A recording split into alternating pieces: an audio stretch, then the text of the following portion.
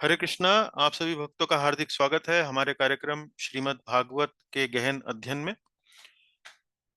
इस कार्यक्रम में हम श्रीमद् भागवत महापुराण का गहनता से अध्ययन कर रहे हैं, क्रम अनुसार अध्ययन कर रहे हैं।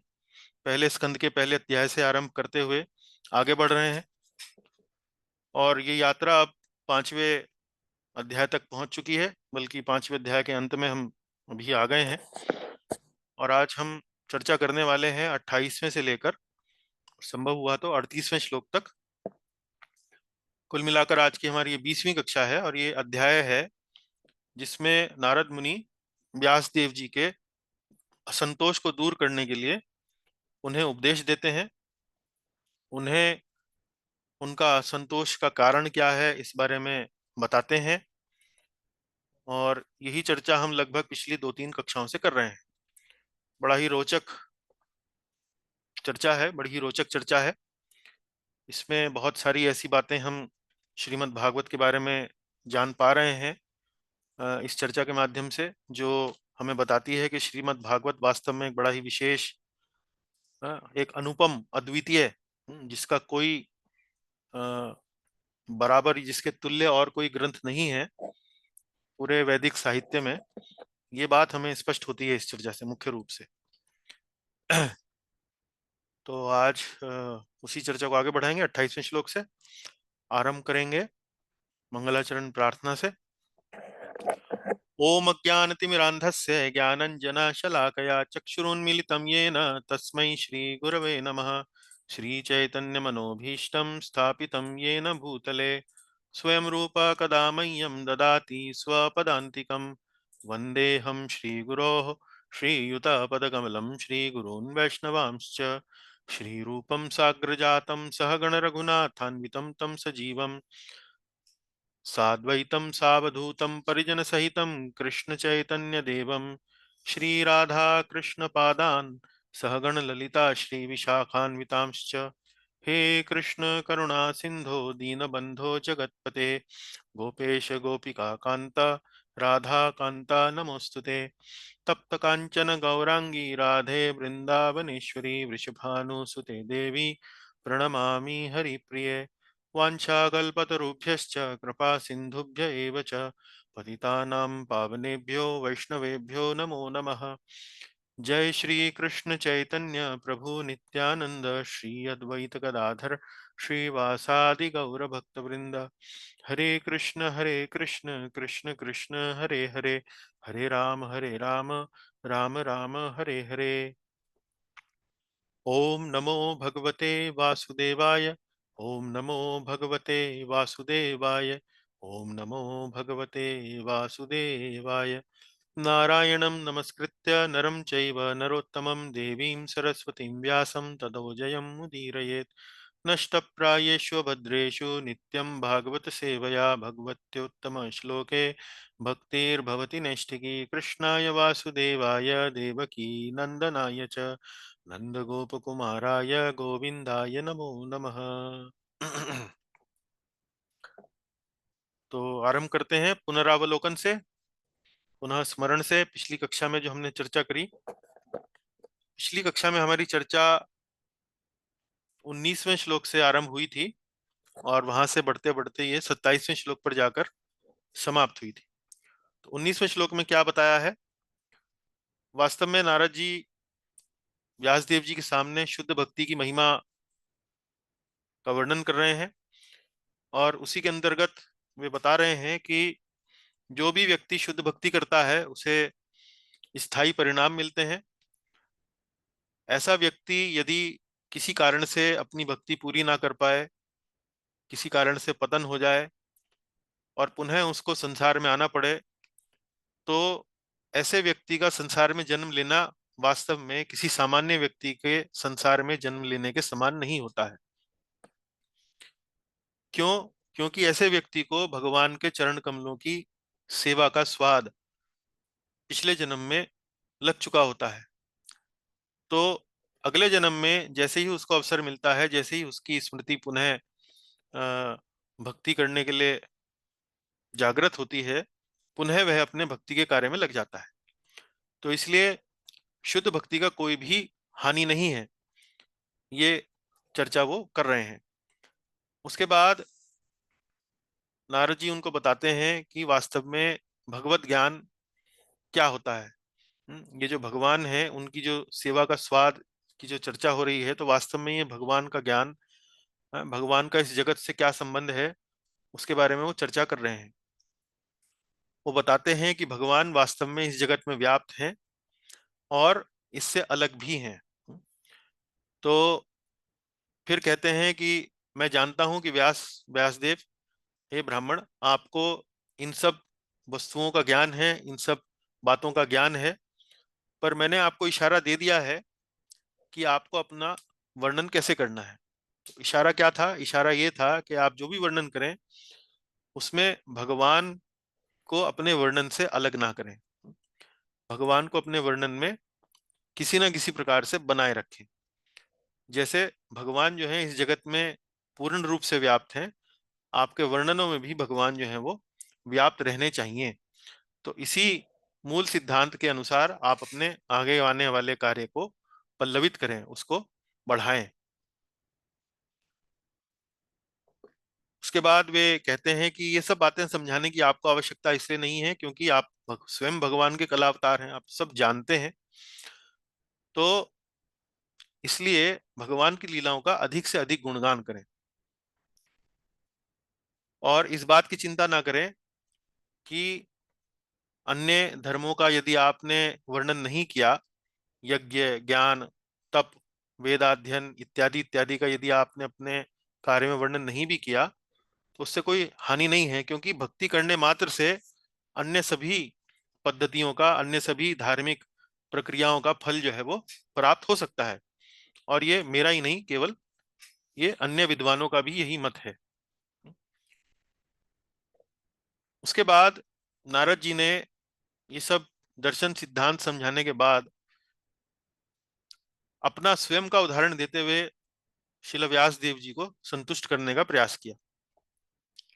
उन्होंने बताया कि स्वयं उन्होंने अपने जीवन में इस भक्ति की प्रक्रिया के महत्व को अनुभव किया है। वो अपने पूर्व जन्म की कथा सुनाते हैं जो पिछले कल्प में हुई थी, ब्रह्मा जी के पिछले दिन कल्प में, पिछले दिन में घटी थी। उस कल्प में वे एक दासी के पुत्र थे। वो दासी के पुत्र के रूप में उन्हें क्यों जन्म मिला, उस बात पर भी हमने संक्षेप में चर्चा करी कि वो पहले एक गंधर्व का जन्म था उनका, और उस गंधर्व के जन्म में अहंकारवश या उन्मत्तावश उससे कुछ इस प्रकार के दोष हुए, कुछ इस प्रकार की भूलें हुई कि उसे श्राप मिला कि अगला जन्म उसका एक शूद्र के रूप में होगा। तो अगला जन्म उसका दासी के पुत्र के रूप में होता है। बड़ा ही दीनहीन जन्म था।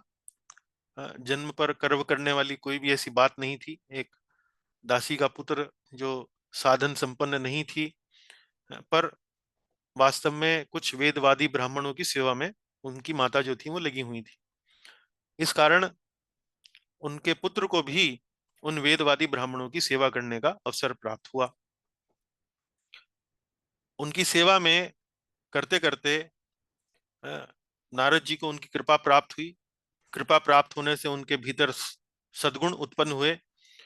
सद्गुण उत्पन्न होने से उन्होंने उन ब्राह्मणों की और सेवा करी, और ये सब सेवा कार्य से वास्तव में उन्होंने अंततोगत्वा भक्ति के मार्ग में श्रद्धा विकसित कर ली तथा उन्हें अपना गुरु मानते हुए उनसे फिर शिक्षा प्राप्त करी।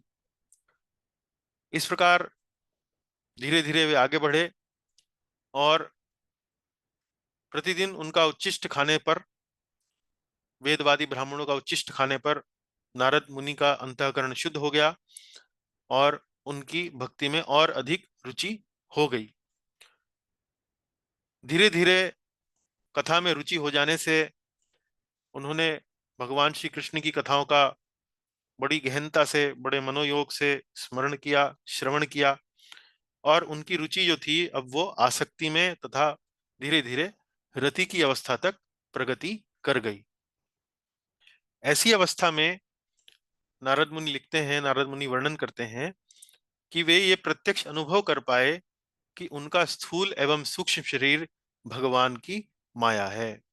यही चर्चा आज हम अपनी श्लोक स्मरण कक्षा में भी कर रहे थे ये जो 27वां श्लोक है वास्तव में रति की अवस्था अर्थात भाव भक्ति की अवस्था का वर्णन करता है, जिसमें जीव जो है वो साक्षात भगवान की कृपा से, जब वो चूंकि भगवान जो है वो हृदय में प्रकट हो चुके हैं, अपनी आह्लादनी शक्ति के माध्यम से, अपनी संवित शक्ति के माध्यम से, संवित शक्ति से ज्ञान मिलता है, आह्लादनी शक्ति से बड़ा प्रसन्नता मिलती है, बड़ा संतोष आनंद मिलता है। ऐसे अवस्था में वे सही मायने में अनुभव कर पाया कि वास्तव में जगत क्या है, मेरा भगवान से क्या संबंध है, मेरा जगत से क्या संबंध है, भगवान का जगत से क्या संबंध है। हर वस्तु का ज्ञान भगवान की कृपा से ऐसे व्यक्ति को हो जाता है। तो 27वें श्लोक के बाद देखिए, अब हम आगे चलेंगे 28वें श्लोक से वर्णन आरंभ करेंगे। और यहाँ देखिए, अ, इस अवलोकन मानचित्र में आप कहाँ हैं श्रीमद् भागवत के इस अध्याय में 23 से 31 नारद द्वारा अपने पूर्व जन्म का वर्णन। नारद जी हैं वो भगवान कृष्ण की महिमा बता चुके हैं, नारद जी और व्यास देव जी ने के बीच में संवाद हो चुका है। अब वो अपने पूर्व जन्म के वर्णन से नारद जी को प्रेरित कर रहे हैं, वही चर्चा अब चल रही है। तो इस श्रृंखला में हम जानेंगे 28वां श्लोक। तो निधि माता जी, क्या आप सुन सकती हैं, बोल सकती हैं? जरा कोशिश करें, प्रयास करें। प्रभु जी, आ रही है आवाज? हाँ, आ रही है जी, आ रही है। श्लोक स्मरण कक्षा में हम आपको नहीं सुन पाए जी। चलिए। सेट। हाँ जी, चलिए पढ़ें मेरे साथ। इत्थं शरत्प्रावृशिका व्रत हरे इत्थम शरद प्रावृशिका व्रतो हरे विशृण्वतो मे अनुसवं यशोमलम् विषण्वतो मे अनुसवम यशोमलम संकीर्त्यमानं मुनिभिर्महात्मभिः संकीर्त्यमानं मुनिभिर्महात्मभिः भक्तिः प्रवृत्तात्म रजस्तपो तमोपः। भक्तिर्प्रवर्तात्मरजस्तमोपः। लाल वाला पढ़े। इस प्रकार वर्षा तथा शरद दोनों ऋतुओं में मुझे महामुनि महात्माओं से श्री हरि की धवल कीर्ति का निरंतर कीर्तन सुनते रहने का सुअवसर प्राप्त हुआ। वर्षा तथा शरद दोनों ऋतुओं में, शरद प्रावृषिका, प्रावृषिकौ, शरद प्रावृषिकौ। तो शरद जो है वो शरद ऋतु हो गई, प्रावृषिकौ हो गई वर्षा ऋतु। तो इन दोनों ऋतुओं में, वर्षा तथा शरद दोनों ऋतुओं में मुझे महामुनि महात्माओं से, मुझे महामुनि महात्माओं से, मुनिभिर महात्म भी, मुनिभिर महात्म भी, मुनियों द्वारा और महात्माओं द्वारा, मुनि भी और महात महात्म भी। तो ये कौन सी है? तृतीय विभक्ति। मुनियों द्वारा और महात्माओं द्वारा क्या हुआ? मुनियों से, महात्माओं से श्री हरि की धवल कीर्ति का, श्री हरि की धवल कीर्ति का हरे, विशृण्वतो, यशो अमलम, यशो अमलम, अनुसवम, अनुसवम मतलब अर्थात निरंतर, निरंतर भगवान हरि की अमल कीर्ति का, धवल कीर्ति का विशृण्वतो, विशृण्वतो अर्थात निरंतर श्रवण करने का अवसर प्राप्त हुआ, सुअवसर प्राप्त हुआ। संकीर्त्यमानम, और इसका परिणाम क्या हुआ? पढ़े हरे वाला। मुझ में भक्ति का प्रवाह होने लगा, जिससे मेरे रजोगुण तथा तमोगुण विनष्ट हो गए। भक्तिर प्रवृत्ता, भक्तिर प्रवृत्ता, प्रवृत्ता अर्थात प्रवाहित होने लगी। और आत्म रजस तमोपह, आत्म रज तम उपह। और आत्म अर्थात आत्मा यहाँ पर मतलब नारद जी अपने लिए कह रहे हैं कि मेरे भीतर से रजोगुण और तमोगुण का नाश होने लगा, भक्ति मेरे भीतर प्रवाहित करने लगी और मेरे भीतर रजोगुण और तमोगुण का नाश होने लगा। अब ये कहाँ आ रहे हैं? ये आ रहे हैं अब प्रेम भक्ति की अवस्था पर। पिछले श्लोकों में भाव भक्ति की अवस्था, अन्य शब्दों में उसे रति भी कहा जाता है, यहाँ पर प्रेम भक्ति की अवस्था का वर्णन किया जा रहा है। अब हम आगे इसके बारे में थोड़ा और जानकारी लेंगे। जी पढ़ें।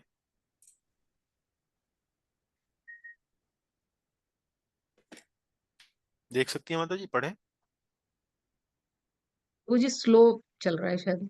यहाँ प्रेम भक्ति की चर्चा हो रही है। यह 12वीं कुल 14 अवस्था है। हम्म। तो कुल 14 अवस्था श्रील विश्वनाथ चक्रवर्ती ठाकुर ने बताई हैं। तो उनमें ये जो प्रेम भक्ति की जो अवस्था है वो 12वीं अवस्था है। पिछली अवस्था जो थी रति की थी, यानी कि भाव भक्ति की थी, वो 11वीं अवस्था थी। अब यहाँ धीरे धीरे प्रगति करते करते अब यहाँ नारद मुनि वो अवस्था बता रहे हैं जो प्रेम भक्ति की है। तो 14 में से 12वीं अवस्था का वर्णन यहाँ किया जा रहा है। आगे पढ़े। हम्म। इस अवस्था को प्राप्त करने पर साधक के रजोगुण तथा तमोगुण नष्ट हो जाते हैं। तो भक्तिर प्रवृत्तात्म रजस तमोपह, रजोगुण और तमोगुण नष्ट हो जाते हैं। आगे पढ़े। हम्म। न केवल साधक के अपितु ऐसे भक्त का संग पाकर अन्यों के भी रजो तमोगुण नष्ट हो जाते हैं। हाँ, तो ऐसी अवस्था में जब व्यक्ति को प्रेम भक्ति की प्राप्त होती है भगवान की कृपा से, तो न केवल उसके खुद के रजोगुण तमोगुण नष्ट हो जाते हैं, बल्कि ऐसे व्यक्ति का दर्शन करने से, जो व्यक्ति ऐसे व्यक्ति के संपर्क में आते हैं, ऐसे व्यक्ति का दर्शन करते हैं, ऐसे व्यक्ति से कथा श्रवण करते हैं, उस व्यक्ति के भी रजोगुण और तमोगुण नष्ट हो जाते हैं। ऐसा विश्वनाथ चक्रवर्ती ठाकुर जी की टीका में वर्णन किया गया है। आगे पढ़ें। नारद मुनि व्यासदेव को अपने अनुभव से भगवान की कथा श्रवण से मिलने वाले परम लाभ का वर्णन कर रहे हैं। तो यहाँ वर्णन वास्तव में नारद मुनि जी अपनी खुद के अनुभव से उनको प्रेरित कर रहे हैं कि देखो, न केवल सिद्धांत की दृष्टि से आप भक्ति का शुद्ध गुणगान करें, शुद्ध भक्ति का शुद्ध गुणगान करें, न केवल सिद्धांत की दृष्टि से, बल्कि ये अ, मैं इसका अनुभवी हूँ, इस प्रक्रिया का अनुभवी हूँ, जिसे अंग्रेजी में बोलते हैं ना, टेस्टेड एंड ट्राइड। कि मैंने खुद रेस्टोरेंट में जाकर भोजन प्राप्त किया है और मैं जानता हूँ कि बड़ा स्वादिष्ट है। तो आप बिना किसी चिंता के आप उसी रेस्टोरेंट में जाकर, उसी भोजनालय में जाकर आप भी भोजन प्राप्त कर सकते हैं। तो मैं स्वयं इस प्रेम भक्ति का आस्वादन कर चुका हूँ, जिस प्रक्रिया से कर चुका हूँ वही प्रक्रिया मैं आपको बता रहा हूँ। तो अपने अनुभव से बताकर नारद जी व्यास देव जी को प्रेरित करते हैं। हम्म। ऐसा इसलिए क्योंकि वे उन्हें भगवान की लीलाओं के श्रवण का महत्व समझाना चाह रहे हैं, जिस पर व्यासदेव ने अपनी ग्रंथों में पर्याप्त ध्यान नहीं दिया था। हाँ, तो अपना अनुभव से उनका असंतोष दूर करने का प्रयास कर रहे हैं, असंतोष के कारण को, हाँ, कारण को समझाने का प्रयास कर रहे हैं। अपने अनुभव से बताने का तात्पर्य यह है कि वो व्यास देव जी को बहुत अच्छे से उस बात का स्पष्टीकरण मिल जाएगा। हम्म। नारद एक निर्धन, प्राय अशिक्षित अबोध बालक थे, जिस पर भक्ति की प्रक्रिया ने अपना पूरा प्रभाव छोड़ा। तो ये सब घटनाओं को चर्चा करने में विशेष जो ध्यान देने वाली बात यह है कि भक्ति ने अपना प्रभाव किस व्यक्ति पर छोड़ा। एक ऐसा छोटा सा बालक जो वास्तव में निर्धन था, साधन विहीन था, उसकी माता जो थी एक बड़ी दीनहीन अवस्था में एक दासी का कार्य कर रही थी, अशिक्षित थे, अबोध थे, लेकिन भक्ति की जो प्रक्रिया है, साधु संग से शुरू हुए, साधुओं की कृपा हुई, साधुओं की सेवा हुई, धीरे धीरे कृष्ण कथा में रुचि हुई, कृष्ण कथा में आसक्ति हुई, इस प्रकार से फिर भाव, फिर प्रेम, धीरे धीरे करके वे भक्ति की प्रगति की सीढ़ियां जो हैं वो चढ़ते चले गए। तो इसमें कहीं ऐसा वर्णन नहीं है कि वो कहीं किसी स्कूल कॉलेज में गए, कहीं उन्होंने दान तप वेद अध्ययन इस प्रकार की प्रक्रियाओं का पालन करा। तो एक साधन विहीन निर्धन अबोध बालक जब भक्ति की प्रक्रिया का पालन करते हुए प्रेम भक्ति की जैसी दिव्य अवस्था तक पहुंच सकता है, तो हम लोग जो साधन संपन्न हैं प्रायः, और नारद मुनि की अवस्था से कहीं ज्यादा श्रेष्ठ अवस्था में हम वर्तमान समय में हैं, तो हम भी प्रेरित होकर वो सब अवस्थाओं को प्राप्त कर सकते हैं। हम्म। पढ़े। अपना उदाहरण देकर प्रचार करना अतिशय सशक्त विधि है अन्यों की भक्ति को आकर्षित करने के लिए। तो आप भी इस विधि का अनुसरण कर सकते हैं। किसी व्यक्ति को यदि आपको भक्ति में प्रेरित करना है, उसमें आपके पति हो गए, पत्नी हो गई, परिवार के अन्य सदस्य हो गए, माता पिता, पुत्र पुत्री, अपने आचरण से, अपने भक्ति के प्रभाव से, अपने भक्ति के प्रभाव से जो आपके भीतर शुद्धि आई है, आपके आचरण में, आपके चरित्र में, उन सब के कारण आप भी अपने उदाहरण से आप अन्यों को भी प्रेरित कर सकते हैं। तो इतना सरल नहीं है, हालांकि ऐसा नहीं है कि ये रामबाण है, लेकिन एक सशक्त विधि है। पढ़ें। 13वीं प्रत्यक्ष दर्शन तथा 14वीं माधुर्य अनुभव अवस्था अगले अध्याय में वर्णित है। हाँ, तो ये प्रेम भक्ति प्राप्त होने के बाद अब ये जो अगली अवस्था है, प्रत्यक्ष दर्शन। हाँ, आज आप पढ़ रहे थे श्लोक में, दृष्ट एवात्मन ईश्वरे, उस पर चर्चा करी हमने काफी। तो प्रत्यक्ष दर्शन वो 13वीं अवस्था है। 14वीं अवस्था मतलब दर्शन होने के बाद भगवान के माधुर्य का अनुभव होना। इसकी चर्चा जो है वो अगले अध्याय में होगी, 6वें अध्याय में। तो नारद जी स्वयं इसके बारे में बताएंगे। व्यास देव जी उनसे पूछेंगे कि माता के देहांत के बाद फिर आपका क्या हुआ, आपने क्या किया, तो फिर वो बताएंगे कि क्या किया उन्होंने, और फिर उसी संदर्भ में ये सब वर्णन आएगा। पर वो इस श्रृंखला में नहीं है, वो अगले अध्याय में आपको वर्णन जानने को मिलेगा। जी। अब यहाँ अगला श्लोक है 29वां। तस्यैवं मे अनुरक्तस्य तस्यैवं मेऽनुरक्तस्य प्रश्रितस्य हतैन सह प्रतिश्रतस्य हतेन सह श्रद्दधानस्य बालस्य श्रद्धानस्य बालस्य दान्तस्यानुचरस्य च। दान्तस्यानुचरस्य च। तो यहाँ देखिए, यहाँ हर जगह षष्ठी विभक्ति का उपयोग किया गया है। संस्कृत में षष्ठी विभक्ति है। बालक बालकस्य। तो षष्ठी विभक्ति मतलब का, के, की, रा, रे, री। बालक का, बालक के, बालक की, मतलब बालक से संबंधित। संबंध, संबंध बोलते हैं इस विभक्ति को, संबंध। तो संबंध में किसी वस्तु के साथ संबंध जो है वो स्थापित होता है। मुझ बालक की, जैसे आ गया ना, मुझ बालक की, तस्य वयम में अनुरक्तस्य, उन मुनियों के प्रति अत्यधिक आसक्ति थी। है, उन मुनियों के प्रति अत्यधिक आसक्ति थी। मैं विनम्र था, पापों से मुक्त था, श्रद्धा युक्त था, संयमी था, उनकी सेवा के लिए सदैव तत्पर था। प्रश्रितस्य, प्रश्रितस्य अर्थात विनम्र था। हतई नसह, हतई नसा अर्थात मैं पापों से मुक्त था। श्रद्धानस्य, मैं श्रद्धावान था, श्रद्धा युक्त था। बालस्य, बालक तो हो ही गया यहाँ पर, मुझ बालक की, बालस्य। दांत, यानी के संयमी था। और फिर अनुचरस्य चा, यानी के सेवा करने के लिए, उपदेशों का पालन करने के लिए मैं सदैव तत्पर था। तो यहाँ वास्तव में श्लोक में एक आदर्श शिष्य के गुण बताए गए हैं कि आध्यात्मिक ज्ञान प्राप्त करने के लिए एक व्यक्ति के अंदर किस किस प्रकार के गुण हो, तो आध्यात्मिक ज्ञान का पालन जो है, प्राप्ति जो है, बड़ी सहजता से वो कर सकता है व्यक्ति। पढ़े माता जी।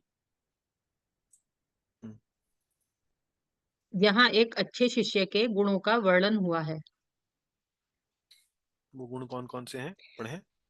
विनम्रता, पाप में कार्यों से मुक्ति, गुरुजनों के प्रति प्रबल श्रद्धा, जितेंद्रियता, दृढ़ता। विनम्रता, पापमय कार्यों से मुक्ति है। तो विनम्रता अर्थात विनम्र बने रहना गुरु के समक्ष। पापमय कार्यों से मुक्ति अर्थात हमारे संदर्भ में क्या उल्लेख है इसका, 4 नियमों का अधिक से अधिक पालन करना, दृढ़ता से पालन करना। गुरुजनों के प्रति प्रबल श्रद्धा, तो बिना श्रद्धा के गुरुजनों से जो हमें आध्यात्मिक ज्ञान मिलता है उसका लाभ नहीं हो पाता है। तो गुरुजनों के प्रति प्रबल श्रद्धा, हमारे गुरु जो हमें बता रहे हैं उसमें अटूट श्रद्धा रखना। जितेंद्रियता, इंद्रियों पर नियंत्रण रखना। दृढ़ता अर्थात अपने कार्य में दृढ़ बने रहना। यदि परिणाम नहीं भी मिल रहा है तो भी विचलित ना होना। आगे चलते हैं। अब यहाँ पर नारद जी अपने पूर्व जन्म के बारे में बता रहे हैं। उसमें वो बताते हैं कि मुनि गणों से उनको परम गुह्यक ज्ञान की प्राप्ति होती है। तो क्या श्लोक लिखते हैं? ज्ञानम गुह्यतमं यत् साक् ज्ञानम गुह्यतमं यत् सत्। ज्ञानम गुह्यतमं यत् तत्। हम्म, ज्ञानम गुह्यतमं यत् तत्। साक्षात् भगवतोदितम् साक्षात् भगवतोदितम्। अन्ववोचन् गमिष्यन्तः अन्ववोचन् गमिष्यन्तः। कृपया दीनवत्सलाः। कृपया दीनवत्सलाः। पढ़े माता जी। दीन जनों पर अत्यंत कृपालु, अत्यंत दयालु उन भक्ति वेदांतों ने जाते समय मुझे उस गुह्यतम विषय का उपदेश दिया जिसका उपदेश स्वयं भगवान देते हैं। हम्म। कृपया दीन वत्सलः, दीन जनों पर अत्यंत दयालु, दीन वत्सलः। अनववोचन गमिष्यन्तः, गमिष्यन्तः मतलब जाने से पहले, जाते हुए। गमिष्यन्तः मतलब जाते समय। अनववोचन, अनववोचन मतलब उपदेश दिया। और कैसा उपदेश दिया? ज्ञानम गुह्यतमम, सबसे गुह्य ज्ञान, सबसे गुह्य ज्ञान। यत् साक्षात भगवत ओदितम, और ऐसा ज्ञान जो साक्षात भगवान ने अपने भक्तों को पूर्व में दिया हुआ है। तो अत्यंत गुह्य ज्ञान, तो अत्यंत गुह्य ज्ञान से आप कुछ ध्यान आता है भगवत गीता में? हम्म?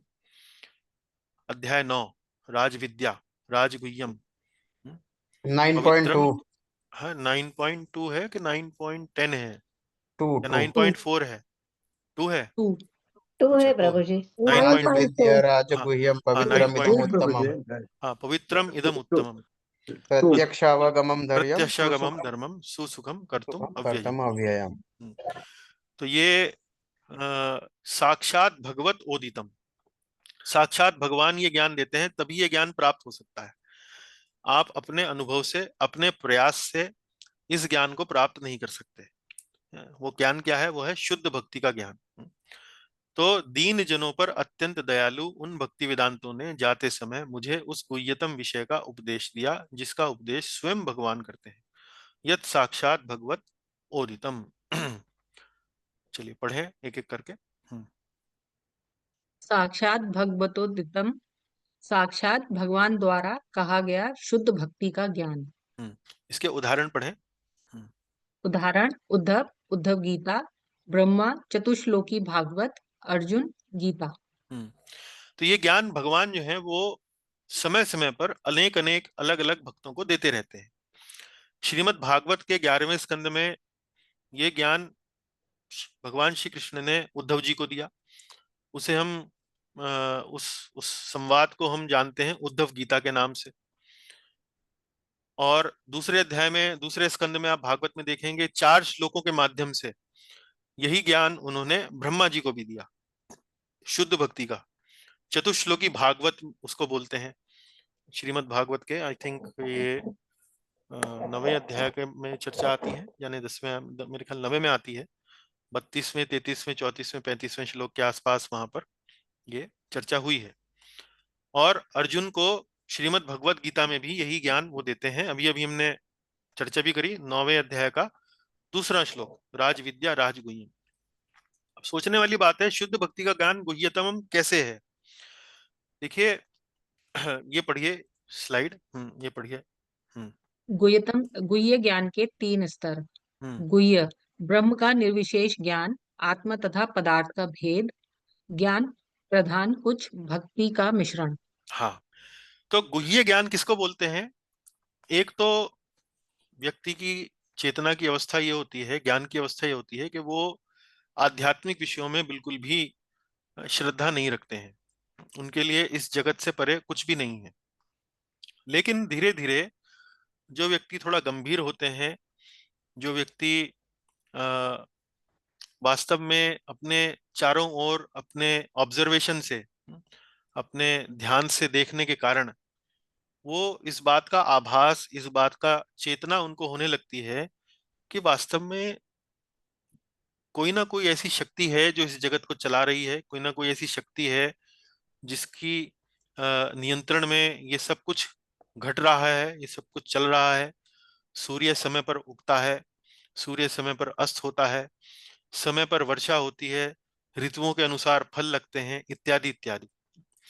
तो ये आभास होना कि वास्तव में कोई ना कोई एक शक्ति है, अदृश्य शक्ति है, ये बिना किसी बाहरी सहायता के व्यक्ति को हो सकती है, होती भी है।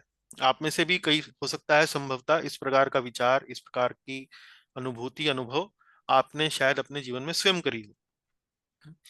तो इसी को यहाँ पर गुह्य ज्ञान बोला गया है कि ये गुह्य ज्ञान है, मतलब सामान्य नहीं है, बहुत सारे लोगों को नहीं होता है, लेकिन इसको वर्णन कैसे किया है? ब्रह्म का निर्विशेष ज्ञान। ब्रह्म मतलब कोई ना कोई शक्ति है, अदृश्य शक्ति है।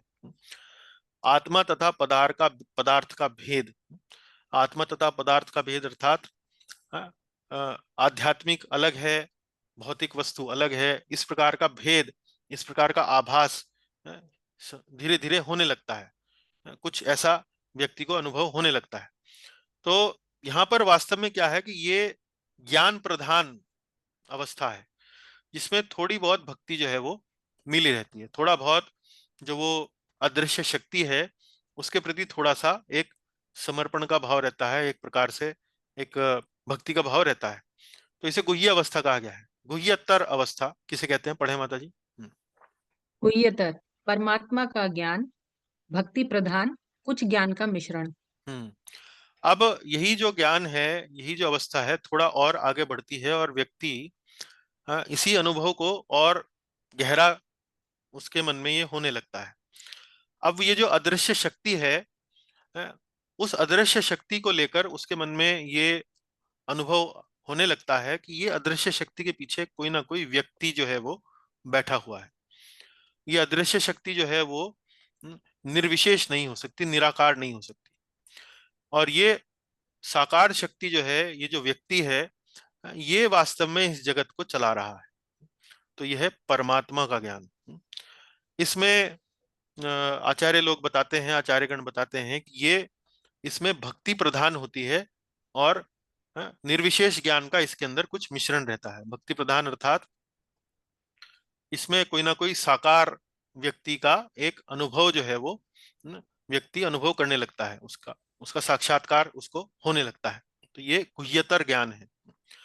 ये दोनों जो अवस्थाएं हैं, गुह्य ज्ञान की और गुह्यतर ज्ञान की, संभवतः ये बिना किसी बाहरी या व्यक्तिगत प्रयास से संभव है। इस प्रकार का गुह्य ज्ञान होना, गुह्यतर ज्ञान होना व्यक्तिगत प्रयास से संभव है। किंतु गुह्यतम ज्ञान अर्थात शुद्ध भक्ति, ये जो ज्ञान है जिसमें हमें इस बात की जानकारी मिलती है कि वास्तव में हम ऐसे कौन से क्रियाकलाप करें, ऐसे कौन से कार्य करें जिनके माध्यम से हम वास्तव में भगवान तक पहुंच सकते हैं, ये गुह्यतम ज्ञान है।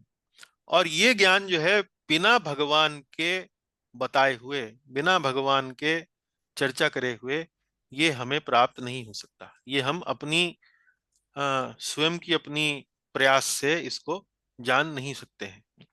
इसलिए यहाँ पर नारद जी जो हैं वो कह रहे हैं, यत तत् साक्षात भगवत ओदितम, यत तत् साक्षात भगवत ओदितम। तो इस गुह्यतम संदेश को हम बिना भक्ति के, बिना भगवान की कृपा के ये हम नहीं समझ सकते हैं। ये इसका मूल अर्थ है। आगे चलें। ये नैवाहं भगवतो येनैवाहं भगवतो वासुदेवस्य वेधसाः वासुदेवस्य वेधसः माया अनुभव माया अनुभावम माया अनुभावम विदम माया अनुभावं विदम् येन गच्छन्ति तत्पदम। येन गच्छन्ति तत्पदम्। जी पढ़ें लाल वाला। हम्म। उस गुह्यतम ज्ञान से मैं संपूर्ण पदार्थों के परम सृष्टा भगवान वासुदेव की माया शक्ति के प्रभाव को ठीक ठाक समझ सका। अभी देखिए, मैंने आपको बताया कि शुद्ध भक्ति के ज्ञान से हम जगत में हर वस्तु की परिस्थिति को उचित ढंग से समझ सकते हैं।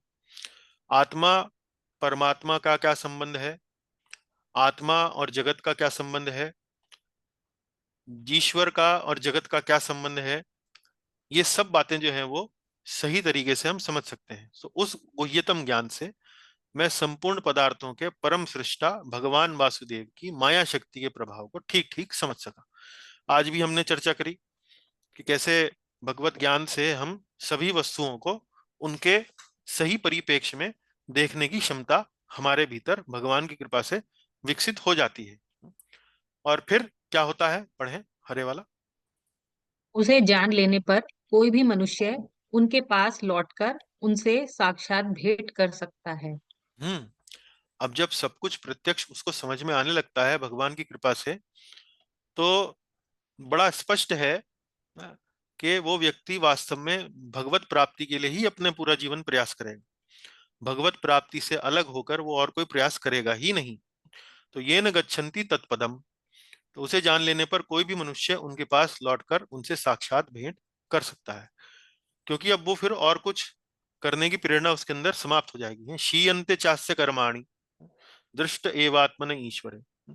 शी शीयन्ते चास्य कर्माणि, सब कर्म जो है वो सब समाप्त हो जाते हैं। तो कर्म का प्रभाव समाप्त हो जाता है। सिर्फ एक ही चेतना, भगवत चेतना, जो भगवान की कृपा से हृदय में प्रकाशित होती है, व्यक्ति पूर्ण रूप से उसी के अनुसार अपना सारा जीवन कार्य करता है। पढ़े। इस गुह्यतम ज्ञान से श्री नारद माया के प्रभाव को जान सके। हम्म मायानुभावम। हम्म नंबर 1 योग माया अंतरंगा शक्ति। नंबर 2 महामाया बहिरंगा शक्ति। तो माया अनुभावम यहाँ इस श्लोक में आया है।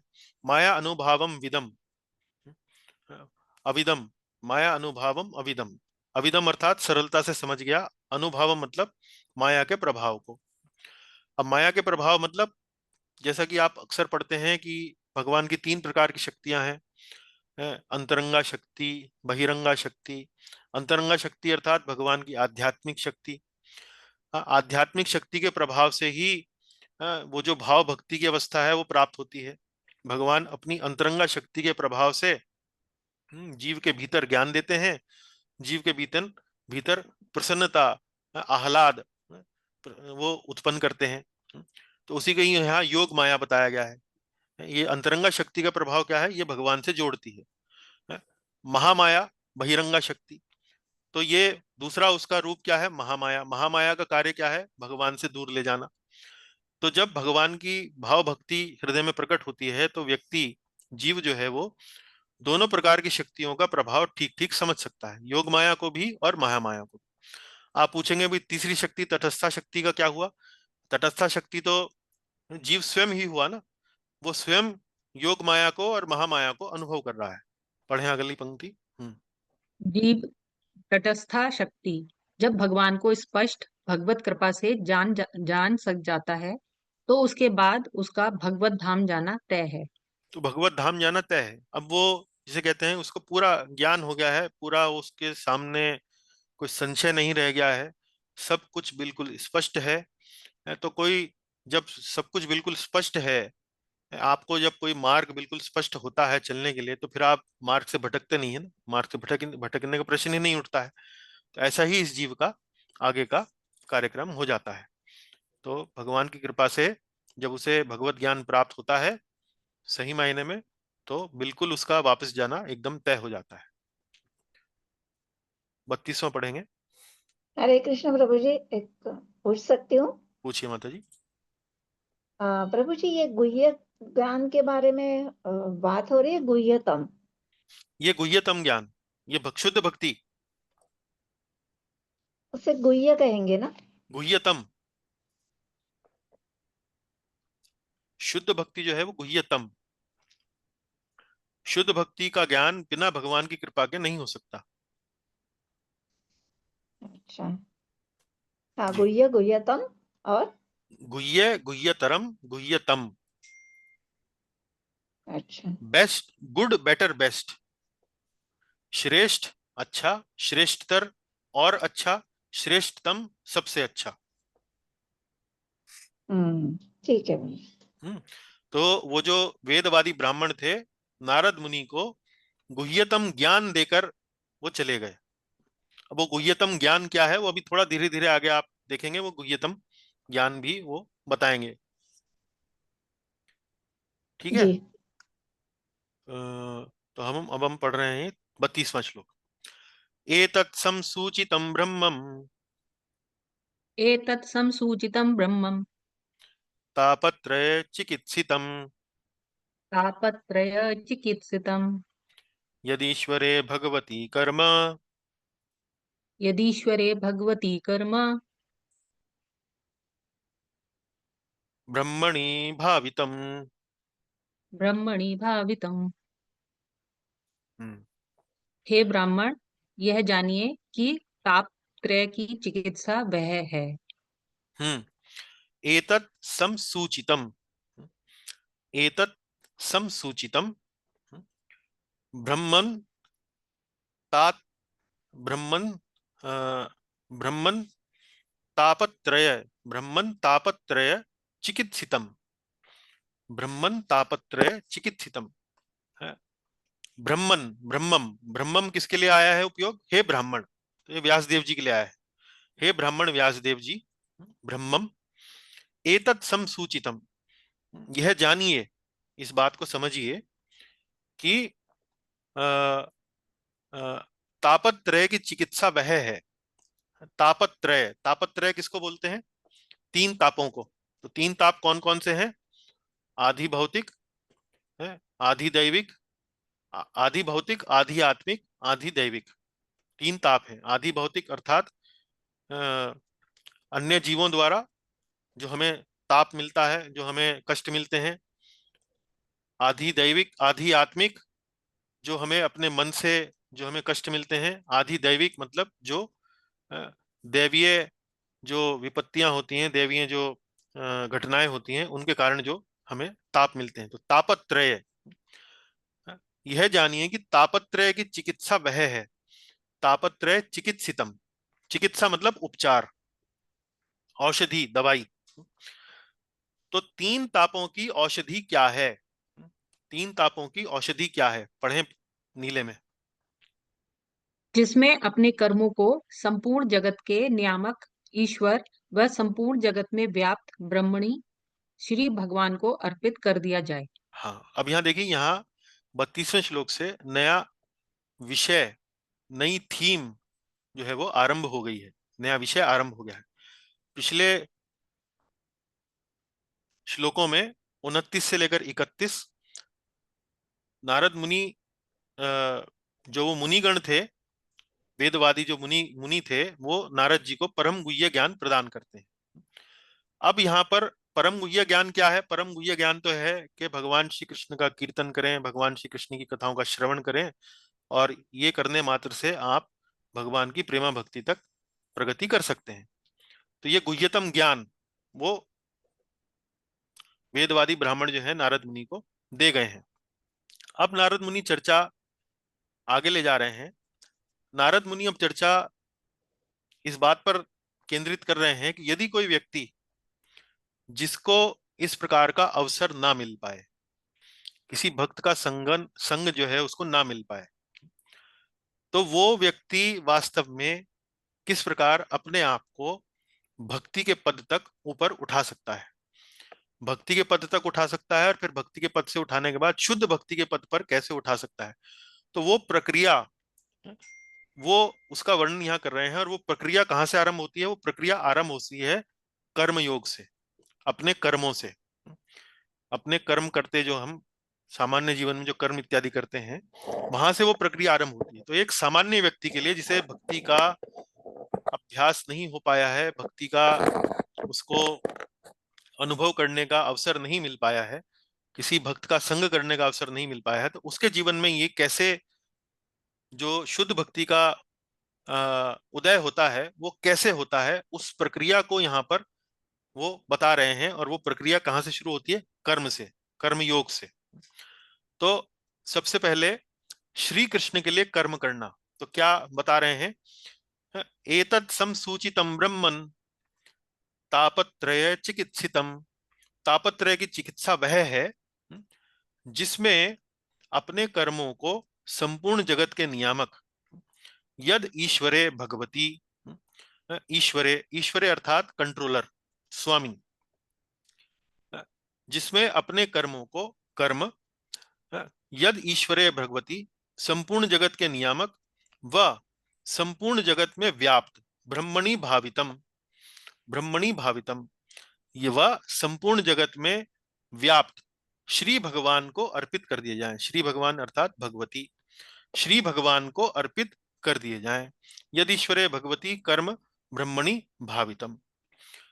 तो अब ये ऐसी विधि बता रहे हैं जो एक सामान्य व्यक्ति के लिए लागू होती है, जिसमें व्यक्ति सामान्य जीवन जीते हुए अपने कर्मों को भगवान को अर्पित करते हुए वह भक्ति की ओर प्रगति कर सकता है। तो कर्म करते समय वास्तव में उसकी चेतना भगवान में भगवान की भावना में भावित है नहीं है, उससे अंतर नहीं करता है। लेकिन कर्म करने के बाद वो बोलता है कि श्री कृष्णार्पणमस्तु, भगवान श्री कृष्ण को मैंने ये कर्म अर्पित किए। तो ये भाव मात्र जो है वो उसको भक्ति की ओर प्रगति करने के में सहायक होता है। पढ़े माता जी। परम धर्म तो यही है कि व्यक्ति भगवान की कथाओं के श्रवण, कीर्तन, स्मरण में संलग्न हो। परम धर्म तो यही है, इसमें कोई संदेह नहीं है। नारद मुनि भी व्यास देव जी को वही बात अब तक समझाते आ रहे हैं। लेकिन किंतु कोई सामान्य व्यक्ति यदि इस प्रकार कथा कीर्तन का अवसर प्राप्त न कर पाए, अपने दैनिक कार्यकलापों को यदि न छोड़ पाए, तो वह क्या करे? तो सामान्य व्यक्ति क्या करे? उसको ना तो कोई भक्त मिल पाया है, भगवान की कृपा नहीं हो पाई है इस प्रकार से, उसे कोई भक्त का संग मिल पाया हो, कहीं अन्य मंदिर में उसे कथा कीर्तन श्रवण का कोई अनुभव मिल पाया हो, ऐसा कुछ नहीं हुआ है उसके साथ। तो ऐसा व्यक्ति कैसे फिर वो प्रगति करता है? हम्म हम्म उत्तर है कि ऐसा व्यक्ति अपने कर्मों को भगवान को अर्पित करे। हम्म वो भगवान को अर्पित करे, कर्म करे, बोले श्री कृष्णार्पणमस्तु, भगवान को मैंने अपने कर्म अर्पित करें। तो ऐसे में जो ये व्यक्ति होते हैं उनको वास्तव में कई बार ये ज्ञान भी नहीं होता है कि वास्तव में श्री कृष्ण को ही कर्म उनको अर्पण करने हैं। तो अ, भगवान की जो अवधारणा है उनके मन में कुछ भी हो सकती है, वो ब्रह्म भी हो सकती है, वो परमात्मा भी हो सकती है, वो भगवान भी हो सकती है। तो ऐसे में देखिए, पढ़ें। भगवान की अवधारणा कोई भी हो सकती है, ब्रह्म, परमात्मा अथवा भगवान। तो कर्म करने के बाद वो कहे कि मैं तो ब्रह्म को ये कर्म अर्पित किया, या मैंने भगवान में जो भी उसकी जिस प्रकार से भी आस्था है उसको मैंने ये कर्म जो है वो अर्पण किया। तो ऐसे करने से वो धीरे धीरे अपने आप को भक्ति की ओर ले जाने लगता है। हम्म ऐसा कर्म जो भगवान को अर्पित किया जाए, शुद्ध भक्ति का कारण बन जाता है। हम्म वो शुद्ध भक्ति की ओर ले जाने लगता है उनको। आगे पढ़े। ऐसे में कोई कह सकता है कि कर्म तो बंधन का कारण होता है, तो कर्म मुक्ति तक कैसे ले जा सकता है? हाँ, तो अब नारद जी जो है वो उस विधि का वर्णन करेंगे, उस ट्रिक को बताएंगे, उस युक्ति को बताएंगे कि कैसे कर्म से हम वास्तव में अपने बंधन को, अपने आप को भक्ति की ओर, मुक्ति की ओर या भक्ति की ओर ले जा सकते हैं। क्योंकि सामान्य व्यक्तियों को समझ यही होती है कि हम कोई कर्म करते हैं तो बंधन का कारण होता है। अच्छा कर्म करते हैं अच्छा फल मिलता है, बुरा कर्म करते हैं बुरा कर्म बुरा फल मिलता है। लेकिन फल मिलता है, और फल को भोगने के लिए जन्म भी लेना पड़ता है, अर्थात जन्म मरण के चक्कर से मुक्ति नहीं मिलती है। तो यानी कि कुल मिलाकर कर्म बंधन का कारण होता है। लेकिन भगवान को कर्म अर्पित करने से वो हमें मुक्ति तक कैसे ले जा सकता है? पढ़ें उसको। हम्म अगले श्लोक में नारद जी बताते हैं कि यह कैसे संभव होता है। जी। आमयो यशश्च भूतानां आमयो यशस्भूतानां जायते येन सुव्रत जायते येन सुव्रत तदेव ह्यामयं द्रव्यं तदेव ह्यामयं द्रव्यं न पुनाति चिकित्सितम्। न पुनाति चिकित्सितम्। पढ़ें लाल में। हे सुब्रत, जीवों में जिस पदार्थ के सेवन से रोग उत्पन्न होता है। आमयो, आम आम बोलते हैं, यदि आप कोई थोड़ा बहुत आयुर्वेद के भी बारे में जानते हो तो आम बोलते हैं टॉक्सिक को। टॉक्सिक मतलब ऐसा पदार्थ जो हमारे शरीर में रोग का कारण है। हाँ, तो आम उसको बोलते हैं। आमयो मतलब आम के कारण जो व्याधियां उत्पन्न हुई हैं उसको आमयः, आमयो कहा गया है यहाँ पर। तो हे सुव्रत, सुव्रत यहाँ पर ये जो शब्द आया है ये नारद मुनि के लिए, व्यास देव जी के लिए आया है। तो आमयो यश्च, आमयो यश्च भूतानाम, तो जीवों में जिस भी पदार्थ से रोग उत्पन्न होता है, आमयो यश्च भूतानाम जायते येन सुव्रता, तो जिस कारण से आमयो जायते, येन आमयो भूतानाम जायते, येन भूतानाम आमयो जायते हैं, जिस भी कारण से जीवों में रोग या व्याधियां उत्पन्न होती हैं। हाँ पढ़ें उसी आगे। पदार्थ का चिकित्सा विधि से सेवन पर रोग दूर नहीं हो जाता। उसी पदार्थ का चिकित्सा विधि से सेवन पर, उसी पदार्थ के चिकित्सा विधि से सेवन करने पर रोग दूर नहीं हो जाता। तो नारद मुनि व्यास देव जी से कह रहे हैं कि भाई आपने अपने अनुभव में देखा होगा कि मान लीजिए आपको किसी पदार्थ से रोग हो गया है। मान लीजिए आपने दूध पी लिया बहुत ज्यादा, आपने बहुत ज्यादा मिठाई खा ली तो आपका पेट जो है वो गड़बड़ा गया। तो उसी दूध के पदार्थ से बनी कोई अन्य वस्तु, यानी कि दही, उसमें यदि कुछ औषधि मिला दी जाए और उसको आप उसका सेवन कर लें तो वही जो रोग है वही उसका निवारण भी वही पदार्थ करता है।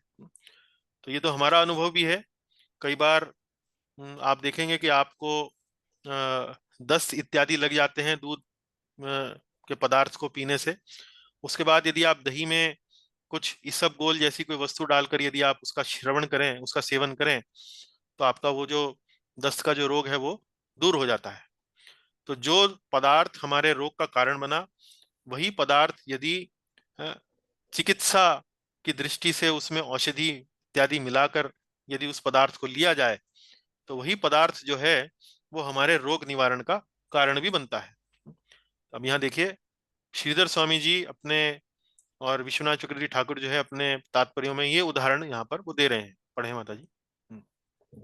घी के सेवन से यदि रोग हो जाए तो वही घी जब औषधियों को मिलाकर दिया जाता है तो रोग का उपचार हो जाता है। हम्म। तो आयुर्वेद में मालूम नहीं मुझे कि आपका चिकित्सा कराने का कितना अनुभव रहा है, लेकिन घी, औषधि युक्त घी जो है आयुर्वेद में चिकित्सा की एक बड़ी जिसे कहते हैं सामान्य एक औषधि है। एक दो बार मेरा भी कार्य पड़ा है जिसमें घी में अनेक अनेक औषधियां मिलाकर वो पीने के लिए दिया जाता है। यहाँ तक कि आपको देखिए एक एक गिलास भरकर वो घी कई बार पिला देते हैं। उससे वे वास्तव में आपकी चिकित्सा करते हैं। तो ये जो आप चित्र देख रहे हैं औषधि युक्त घी, आप देख रहे हैं इसका रंग थोड़ा कालेपन पर है। घी सामान्य रूप से थोड़ा पीला होता है, उज्जवल होता है, पर यहाँ औषधि के मिलाने पर ये थोड़ा काले रंग का हो गया है। आगे पढ़ें।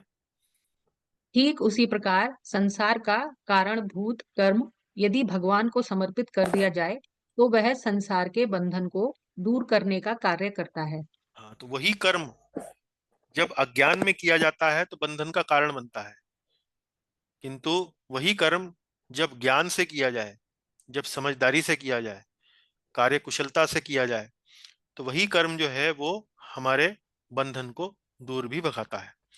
तो अ, वही घी, ये वही कर्म जो है यदि उसमें भगवान को अर्पण करने रूपी औषधि को मिला दिया जाए, यदि हम अपने घी रूपी कर्म में भगवान के अर्पण करने की औषधि को हम उसमें मिला देते हैं, तो वही हमारे संसार से बंधन को दूर करने का कारण बन जाता है।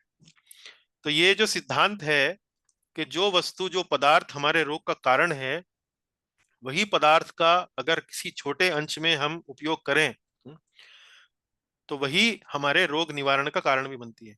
तो ये सिद्धांत किस चिकित्सा पद्धति में आपने कहीं और सुना है? कहीं सुना है आपने ये सिद्धांत? और किसी और चिकित्सा पद्धति में? आयुर्वेद में तो हम बता ही रहे हैं, किसी अन्य चिकित्सा पद्धति में भी सुना है आपने ये? जी प्रभु जी, एलोपैथी में कई बारी जैसे जैसे जो स्नेक्स का जो वेनम होता है, जो जहर होता है सांप का, अगर सांप हमें जैसे काट लेता है हम्म तो जनरली मैक्सिमम केसेस में डेथ हो जाती है। हम्म बट जब कैंसर पेशेंट्स को कीमोथेरेपी दी जाती है तो वो हम्म वही सांप का जो जहर है वो एक औषधि के रूप में प्रोवाइड किया जाता है, एक लिमिटेड क्वांटिटी में, हम्म। जो कैंसर को जो है, सेल्स को जो है उनको डिस्ट्रॉय करता है। नहीं नहीं, वो तो उदाहरण आप दे रही हैं कि कैंसर के सेल के डिस्ट्रॉय करने के लिए सांप का जहर जो है वो दिया जा रहा है। मेरा, वैक्सीन्स नहीं। वैक्सीन्स इसी हाँ, प्रिंसिपल पे काम वैक्सीन्स, करता है। रसेश जी बता रहे हैं, वैक्सीन जो है वो हम्म। इस पद्धति पे कार्य करती है। बहुत अच्छा उदाहरण दिया। यहाँ तक कि होम्योपैथी में भी यही सिद्धांत कार्य करता है। पढ़े निधि माता जी, तीसरी बुलेट पढ़े। होम्योपैथी में भी रोग का कारण वाले पदार्थ का ही एक छोटा अंश औषधि के रूप में दिया जाता है। हाँ, तो आप किसी होम्योपैथी डॉक्टर से पूछें तो जो रोग का कारण होता है उसी को, उसका एक बहुत ही छोटा सा अंश दवाई के तरीके से जब उसको दिया जाता है, तो वह उस रोग को, उसका निवारण भी करता है। तो ये उदाहरण मैं कहाँ से दे रहा हूँ? ये उदाहरण दिया गया है श्रीधर स्वामी की टीका में। प्रभुपाद जी ने भी अपनी टीका में कुछ उसी तरह का उदाहरण दिया है, थोड़ा सा उन्होंने उसका स्वभाव बदल दिया है। यहाँ पर घी था, प्रभुपाद जी की टीका में दूध के रूप में इसका उदाहरण दिया गया है। पढ़े माता जी। दूध से बने पदार्थ खाने से पेट गड़बड़ा जाता है, हम्म। किंतु उसी दूध से बने दही में अन्य औषधियां मिला दी जाती हैं, तो वह उस गड़बड़ी को दूर कर देता है। हाँ, तो मैं भी आपको बता रहा था, आप गूगल पर टाइप करके देखें, यदि आपको कोई दस्त वगैरह हो जाए तो कई बार जब कब्ज हो जाती है तो लोग बाग दूध में इसबगोल मिलाकर पीते हैं, तो वह कब्ज दूर हो जाती है। लेकिन यदि दस्त लग जाए, आपको बहुत बार शौच इत्यादि के लिए जाना पड़े, तो वही दूध से बने दही में यदि आप इसबगोल मिलाकर पिए, तो आपका वो जो अ, दस्त का जो रोग है वो दूर हो जाता है। तो कहने का मतलब यह है कि जो वस्तु हमारे बंधन का कारण है, वही वस्तु को यदि बुद्धिमानी से प्रयोग कर कर भगवान को अर्पित करके यदि प्रयोग किया जाए, तो वही हमारे बंधन को दूर भी भगा देती है। और वो औषधि क्या है? वो है कर्म करने के बाद आप उसे मन ही मन भगवान को अर्पण करने का नियम बनाए। चलिए पढ़ें आगे। एवं नृणाम क्रिया योगाः एवं नृणां क्रिया योगाः सर्वे संसृति हेतवाः सर्वे संसृति हेतवाः त एवात्म विनाशाय ता एवात्म विनाशाय कल्पन्ते कल्पितः परे। कल्पन्ते कल्पिताः परे। पढ़े। इसी प्रकार मनुष्यों द्वारा किए जाने वाले सभी कर्म संसार के बंधन का कारण बनते हैं। एवं नृणाम क्रिया योगाः सर्वे संसृति हेतवः। हेतवः अर्थात कारण, संसृति अर्थात संसार, भौतिक अस्तित्व। एवं नृणाम, नृणाम अर्थात मनुष्य, क्रिया योगाः अलग अलग क्रियाओं को करने पर ये सब जो है वो कर्म में, वो संसार में बंधन का कारण बनते हैं। आगे पढ़ें। हम्म, किंतु परमात्मा को समर्पित कर दिए जाने पर वे ही कर्मों की निवृत्ति का साधन बन जाते हैं। परमात्मा को समर्पित कर दिए जाने पर, कल्पन्ते कल्पितः परे, कल्पन्ते कल्पितः परे, कल्पितः समर्पित, परे अर्थात ईश्वर, ईश्वर में कल्पन्ते सक्षम होते हैं। यदि वो समर्पित कर दिए जाएं कल्पितः परे परमात्मा को, तो कर्मों की निवृत्ति का साधन बन जाते हैं। एव आत्म विनाशाय, ए आत्म विनाशाय, आत्म विनाशाय मतलब वो कर्म जो है अपने विनाश का कारण बनते हैं। अपने अपने आप को विनाश कर देते हैं, अपने अपना विनाश कर देते हैं। त एवात्म विनाशाय कल्पन्ते कल्पिता परे, परमात्मा को समर्पित कर दिए जाने पर कर्मों की निवृत्ति का साधन बन जाते हैं, कल्पन्ते साधन बन जाते हैं। पढ़ें आगे। क्रिया योगः, कर्म योग के अंतर्गत सभी प्रकार के कार्य। तो यहाँ सभी प्रकार के कार्यों का वर्णन यहाँ क्रिया योगाः, क्रिया योगाः अर्थात देखिए, कर्म योग के बारे में सामान्य रूप से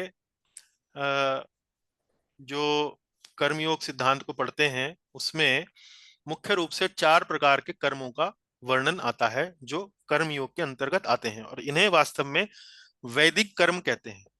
वैदिक कर्म, कर्मयोग के अंतर्गत जो हम सामान्य रूप से जो अपना दिन प्रतिदिन जो कार्य करते हैं, जिनको लौकिक कर्म कहते हैं, वो कर्मयोग के अंतर्गत नहीं आते हैं। तो कर्मयोग के अंतर्गत जो वैदिक कर्म आते हैं उनके उदाहरण यहाँ दिए गए हैं: नित्य कर्म, नैमित्तिक कर्म, काम्य कर्म और निष्काम कर्म। तो नित्य कर्म कौन से हैं?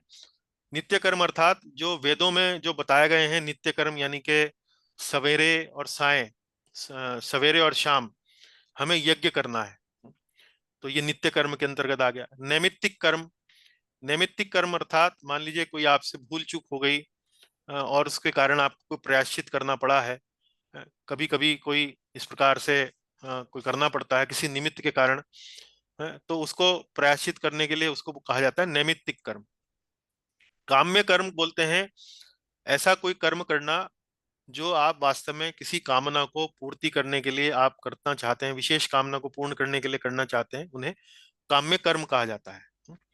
और निष्काम कर्म, निष्काम कर्म अर्थात बिना किसी परिणाम की आशा के, बिना किसी फल की आशा के हम कोई कर्म करते हैं, जैसे कोई दान देना, कोई चैरिटी देना, कोई उपकार करना, तो वो निष्काम कर्म के अंतर्गत आता है। तो ये वैदिक कर्म हैं जो वेदों में बताए गए हैं। तो कर्म योग के अंतर्गत मुख्य रूप से इन कर्मों को बताया गया है।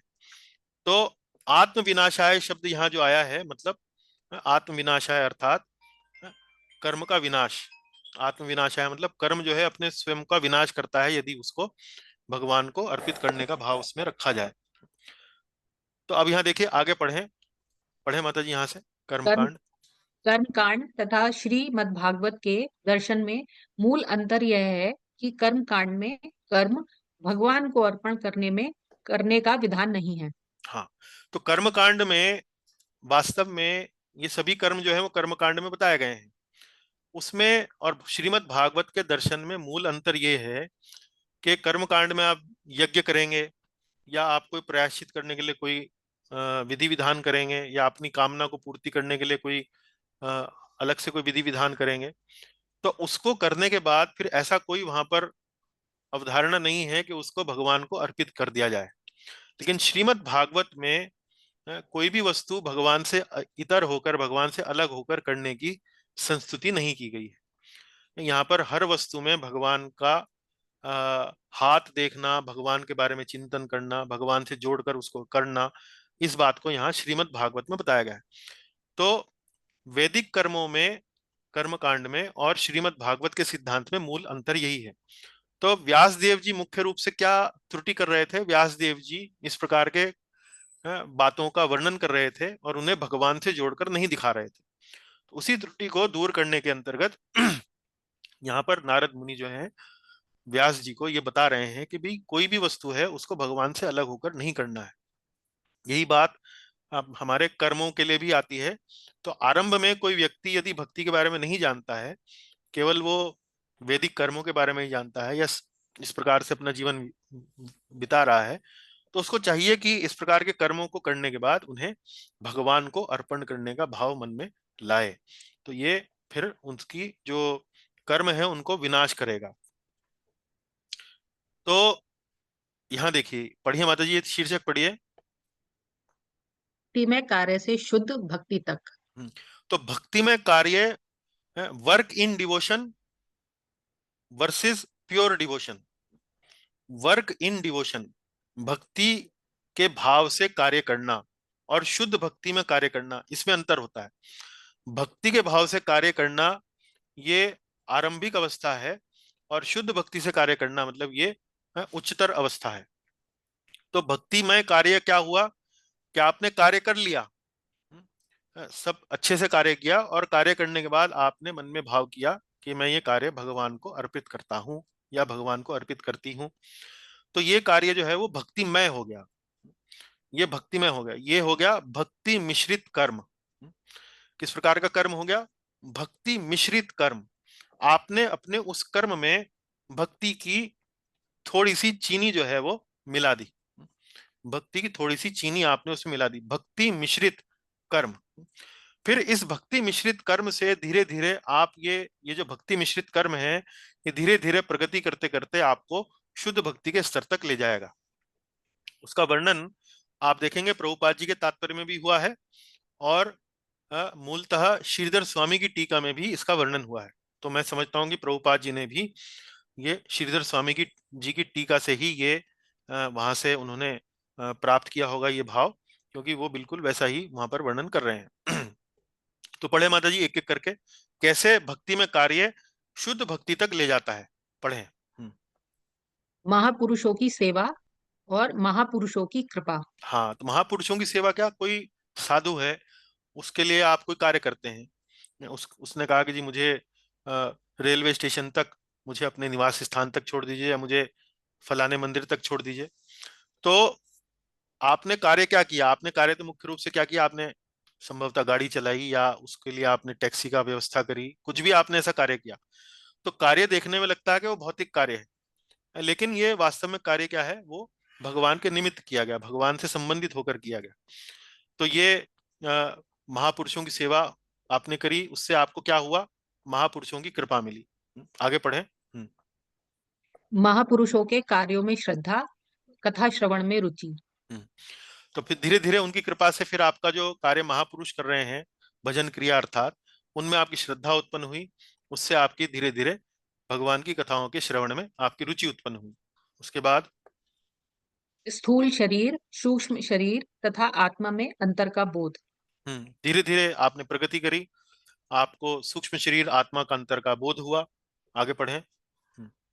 भक्ति का सुदृढ़ होना, भगवत तत्व का ज्ञान। आगे पढ़े। भगवत गुणों का आविर्भाव होना। तो कहने का तात्पर्य ये है कि कर्मों को भगवान को अर्पित करने से, या अपने कर्म में थोड़ी सी भक्ति मिला देने से, आपका धीरे धीरे अंतःकरण जो है वो शुद्ध होता है, और ये धीरे धीरे जो अंतःकरण जो शुद्ध होता है वो आपको आगे प्रगति की ओर ले जाता है। अब वो देखिए आगे अगले श्लोक में अंतःकरण शुद्ध होने के बाद क्या होता है वो चर्चा की गई है। यदत्र क्रियते कर्म यदत् क्रियते कर्म भगवत परितोषणम भगवत परितोषणम ज्ञानम यत् तदधीनम ही ज्ञानम यत् तद्धीनम ही भक्ति योग समन्वितम। भक्ति योगा समन्वितम। पढ़े। यहाँ भगवान को प्रसन्न करने के लिए जिन कर्मों को किया जाता है। यदत्र क्रियते कर्म भगवत परितोषणम, तो भगवान की प्रसन्नता के लिए यदि कोई आप कर्म करते हैं, यहाँ भगवान को प्रसन्न करने के लिए जिन कर्मों को किया जाता है, उसके बाद पढ़े। उसके द्वारा जिस ज्ञान की उत्पत्ति होती है वह भक्ति योग से युक्त होता है। हाँ, उसके बाद जिस ज्ञान की उत्पत्ति होती है वह भक्ति योग से युक्त होता है। तो आपने कर्म किया और भगवान की प्रसन्नता के लिए कर्म किया, तो इससे आपको क्या लाभ हुआ, आपको ज्ञान की उत्पत्ति हुई। ज्ञान की उत्पत्ति का अर्थ क्या हुआ, निर्विशेष ब्रह्म का ज्ञान, निर्विशेष ब्रह्म का ज्ञान। अभी आपको ऐसा कोई ज्ञान शब्द यहाँ आया है तो मुख्य रूप से निर्विशेष ब्रह्म को लेकर आया है। उसके द्वारा जिस ज्ञान की उत्पत्ति होती है वह भक्ति योग से युक्त होता है। लेकिन आपने कर्म किया और भगवान को अर्पित किया, तो इसमें थोड़ी भक्ति जो है, थोड़ी आपकी भावना जो है वो मिली हुई है। केवल कर्म ही नहीं है, आपके मन में जो प्रेम है, जो भाव है, वो भी उसमें मिला हुआ है। उसी को यहाँ भक्ति कह रहे हैं। पढ़ें आगे। भगवान को कर्म अर्पित करने से सत्व गुण का विकास होता है। ऐसा कर्म हमारे हृदय को शुद्ध करता है। तो भगवान को कर्म अर्पित करने से सत्व गुण का विकास होता है। ऐसा कर्म हमारे हृदय को शुद्ध करता है। हृदय को शुद्ध करने का अर्थ क्या हुआ? रजोगुण और तमोगुण जो है उसका प्रभाव कम होता है, शुद्ध सत्व गुण जो है हमारे हृदय के अंदर विकसित होता है। पढ़ें। इस शुद्धिकरण का अर्थ है आध्यात्मिक ज्ञान की प्राप्ति। आध्यात्मिक ज्ञान की प्राप्ति। तो आध्यात्मिक ज्ञान की प्राप्ति में आप ध्यान करें, सबसे पहले हमने गुह्य ज्ञान जो बताया था। गुह्य ज्ञान क्या है? गुह्य ज्ञान मतलब कोई ना कोई ऐसी शक्ति है, कोई ना कोई ऐसा अ, अ, इस जगत को चलाने में पीछे अदृश्य शक्ति है जिसके कारण ये सब हो रहा है। तो ये आध्यात्मिक ज्ञान की प्राप्ति की प्रारंभिक अवस्था है। इस शुद्धिकरण का अर्थ ये होता है, शुद्धिकरण से हमें ये ज्ञान की प्राप्ति होने लगती है, हम इस तरफ सोचने लगते हैं। आगे चले। भक्ति के बिना ज्ञान भी मोक्ष नहीं दिला सकता। तो ये ज्ञान जो है मुख्य रूप से निर्विशेष ज्ञान के स्तर पर रहता है और फिर अंततोगत्वा इसकी परिणति कहाँ होती है? मोक्ष में। निर्विशेष ज्ञान से हम जब धीरे धीरे आगे बढ़ते हैं, हाँ, हम वास्तव में अपना कर्म जो है बहुत अच्छे से करते हैं, उसको भगवान को अर्पित करते हैं, तो धीरे धीरे ये हमें निर्विशेष ज्ञान की ओर ले जाता है और वहां से फिर ये मोक्ष की हमें प्राप्ति हो सकती है। तो कहने का भाव ये है कि बिना उसके अंदर भक्ति का मिश्रण किए मोक्ष भी नहीं मिल पाता है। तो मोक्ष भी हमें तभी मिल पाता है जब हम उसमें भक्ति का मिश्रण करते हैं। भक्ति का मिश्रण करने का अर्थ क्या हुआ? भक्ति का मिश्रण करने का अर्थ ये हुआ कि हम अपने उसमें भावना जो है वो उसको मिलाते हैं। केवल शुष्क ज्ञान नहीं है वो, उसके अंदर हमारी थोड़ी सी भावना भी मिली हुई है। 36वां पढ़ेंगे। कुर्वाणा यत्र कर्माणि कुर्वाणा यत्र कर्माणि भगवत शिक्षया सकृत भगवच्छीछया सकृत गृह्णन्ति गुणनामानि गृह्णन्ति गुणनामानि कृष्णस्यानुस्मरन्ति च। कृष्णस्यानुस्मरन्ति च। पढ़े लाल वाला। भगवान के आदेश अनुसार कर्म करते हुए मनुष्य। कुर्वाणा यत्र कर्माणि। कुर्वाणा करते हुए, भगवान के आदेशानुसार कर्म करते हुए, भगवत भगवत शिक्षया असकृत। यहाँ संधि होने के बाद भगवत शिक्षया असकृत हो गया है, इन संधि विच्छेद करेंगे तो भगवत शिक्षया असकृत। भगवान के आदेशानुसार कर्म करते हुए मनुष्य। कुर्वाणा यत्र कर्माणि। कर्माणि मतलब अपने कर्म करते हुए, कुर्वाणा मतलब भगवान के आदेश के अनुसार, मतलब भगवत शिक्षया असकृत, भगवान की शिक्षा के अनुसार निरंतर इस प्रकार कर्म करते हुए, इस प्रकार कर्म करते हुए। कुर्वाणा अर्थात करते हुए, कर्माणि अर्थात कर्मों को जब हम करते हैं भगवान की शिक्षा के अनुसार निरंतर। आगे पढ़ें हरे वाला। निरंतर निरंतर उनके नामों का तथा उनके गुणों का स्मरण करता है। निरंतर उनके नामों का तथा उनके गुणों का स्मरण करता है। गृह्णन्ति गुण नामानि कृष्णस्यानु स्मरन्ति च। कृष्णस्यानु स्मरन्ति च। तो देखिए अब तक हमने क्या चर्चा करी? कर्म किया, कर्म करने के बाद भगवान को अर्पण किया। इससे, इस भावना से क्या होता है कि हमारे अंदर शुद्धिकरण होता है, हमें इससे ज्ञान की प्राप्ति होती है और फिर ये ज्ञान जो है हमें धीरे धीरे मोक्ष की ओर ले जाता है। लेकिन दूसरा संभावना भी है। दूसरी संभावना क्या है? कि हमने कर्म किया और भगवान को अर्पण किया और फिर हमें किसी भगवत भक्त का संग प्राप्त हो गया, किसी भगवत भक्त का संग प्राप्त हो गया। भगवत भक्त का संग प्राप्त होने के बाद हमें भगवान की शिक्षाओं के बारे में हमें जानकारी मिली। उस जानकारी से वास्तव में हमने अपना, अब ये जो कर्म करने का जो तरीका था उसमें थोड़ा प्रगति करी। क्या? कुर्वाणा यत्र कर्माणि, भगवान के आदेशानुसार कर्म करते हुए। भगवान के आदेशानुसार कर्म करते हुए मतलब जिस प्रकार अब भगवान चाहते हैं कर्म करवाना, उस प्रकार हम अब कर्म करने लगे हैं। यानी कि हमारे सभी कर्मों को हम वास्तव में भगवान के आदेश के अनुसार करने लगे हैं। तो पहले हम कर्म करते थे वेदों की शिक्षा के अनुसार, यानी कि नित्य कर्म कर लिया, हमने अपना नैमित्तिक कर्म किया, नित्य कर्म किया, काम्य कर्म किया, निष्काम कर्म किया, लेकिन उसमें बाद में करने के बाद भगवान को अर्पण कर लिया। लेकिन अब भगवान के आदेश के अनुसार कर्म कर रहे हैं। मतलब भगवान का आदेश क्या है? भगवान का आदेश है जो कुछ भी करो, जो कुछ भी खाओ, जो कुछ भी दान करो, वो सब मेरे लिए करो। तो यानी कि ये संभव कब होता है? ये संभव तभी हो पाता है जब, यहाँ पर वास्तव में दिया नहीं गया है, लिखा नहीं गया है श्लोक में, लेकिन ये थोड़ा स्पष्ट है कि जब तक भक्त का संग नहीं होता है, इस प्रकार की भावना भगवत शिक्षया हमको नहीं मिल पाती है। तो भगवान के आदेश अनुसार कर्म करते हुए मनुष्य को जब फिर धीरे धीरे भक्त का संग मिलने लगता है, तो फिर वह गृणंती गृण गुण नामानी कृष्णस्यानुस्मरन्ति च, निरंतर उनके नामों का तथा उनके गुणों का स्मरण करता है। चलिए पढ़ेंगे आगे। पिछले श्लोक में भक्ति मिश्रित कर्म की चर्चा है। इसी श्लोक में कर्म मिश्रित भक्ति का वर्णन है। हाँ, ये अंतर समझिए थोड़ा। भक्ति मिश्रित कर्म और कर्म मिश्रित भक्ति। भक्ति मिश्रित कर्म और कर्म मिश्रित भक्ति मतलब क्या? जैसे हम कहते हैं कि हमने पानी में नमक मिला दिया, पानी में नमक मिला दिया, तो इसमें पानी की मात्रा अधिक है या नमक की मात्रा अधिक है? निधि माता जी, पानी में नमक मिलाया, जी, पानी की इसकी मात्रा अधिक। पानी की मात्रा अधिक है, स्पष्ट है। तो भक्ति मिश्रित कर्म, कर्म में भक्ति मिला दी, तो कर्म अधिक हुआ कि भक्ति अधिक हुई? कर्म। कर्म अधिक हुआ। तो कर्म किया, कर्म करने के बाद उसमें थोड़ा भक्ति की चीनी या नमक जो है वो मिश्रण कर दिया।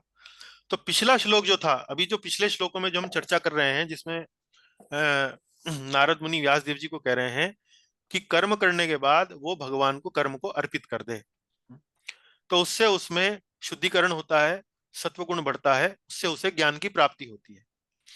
अब यहाँ कह रहे हैं कि इस श्लोक में कर्म मिश्रित भक्ति का वर्णन है। कर्म मिश्रित भक्ति वर्णन कैसे? कुर्वाणा यत्र कर्माणि, भगवान के आदेशानुसार कर्म करते हुए। अब वो कर्म करते हुए भी वास्तव में भगवान के आदेश का पालन कर रहा है। कर्म करते हुए भी भगवान के आदेश का पालन कर रहा है। तो ये क्या हुई? ये कर्म मिश्रित भक्ति हो गई। भक्ति कर रहा है लेकिन कर्म करते हुए, कोई ना कोई कार्य करते हुए वो भक्ति कर रहा है। तो ये इस श्लोक, ये क्या हुआ? ये कर्म मिश्रित भक्ति हुई। तो वो भक्ति मिश्रित कर्म से कर्म मिश्रित भक्ति का वर्णन हुआ है। धीरे धीरे अब वो भक्ति मिश्रित कर्म से यदि उसे किसी भक्ति की संगति प्राप्त हो जाती है, तो यह भक्ति मिश्रित कर्म कर्म मिश्रित भक्ति में परिवर्तित हो जाता है। अब वो अपने हर कर्म को भक्ति के अनुसार करने लगता है, भक्ति की भावना से करने लगता है। पढ़िए माता जी, यहाँ पहला सब बुलेट। भक्ति मिश्रित कर्म अर्थात कर्म प्रधान है किंतु उसमें थोड़ी भक्ति का मिश्रण है ना? तो जैसे पानी में नमक मिला दिया, कर्म में भक्ति मिला दी, तो कर्म प्रधान है लेकिन भक्ति का थोड़ा सा मिश्रण उसमें है। कर्म मिश्रित भक्ति क्या है? भक्ति प्रधान है किंतु उसमें थोड़ा कर्म का मिश्रण है। भक्ति प्रधान है मतलब भावना क्या है? भगवान है, भावना ये है भगवान के आदेश अनुसार करना है। अब वो क्या करना है वो मान्य, वो गौण है, मतलब वो दूसरी बात है। भगवान के आदेशानुसार करना है, ये प्रमुख है। पहले क्या था? कर्म करना है, बाद में भगवान को अर्पण कर दिया, उसमें कर्म करने के बाद थोड़ी सी भक्ति मिला दी। अब क्या है? भगवान के आदेश का पालन करना है, लेकिन कैसे करना है? वो सामान्य कुछ भी कर्म कर रहा है, कर्म करते हुए उस प्रकार से चल रहा है। पढ़ें, आगे पढ़ें। भक्ति मिश्रित कर्म के द्वारा भक्ति मिश्रित ज्ञान की प्राप्ति होती है। हाँ, पहले ज्ञान मिश्रित भक्ति की प्राप्ति हो रही थी, अब भक्ति मिश्रित ज्ञान की प्राप्ति होती है। भक्ति मिश्रित कर्म के द्वारा भक्ति मिश्रित ज्ञान की प्राप्ति होती है। भक्ति मिश्रित ज्ञान, भक्ति मिश्रित ज्ञान मतलब ज्ञान शब्द आ गया, इसका मतलब क्या है कि वो आपको मुक्ति या मोक्ष की ओर ले जाएगा। और वो भक्ति मिश्रित है, भक्ति मिश्रित है तो यानी कि उसमें भगवान के प्रति आसक्ति है, भगवान के प्रति प्रेम है, तो वो भगवान की ओर ही ले जाएगा, लेकिन वो इस प्रकार से ले जाएगा कि वो मुक्ति के समान होगी। तो समझिए, इसको थोड़ा समझने का प्रयास कीजिए। भक्ति मिश्रित कर्म करते करते यदि भक्तों का संग प्राप्त हो जाए तो वह हमें कर्म मिश्रित भक्ति की ओर ले जा सकता है। तो भक्ति मिश्रित कर्म करते हुए, यानी कि कर्म प्रधान है, उसमें भक्ति मिलाई गई है।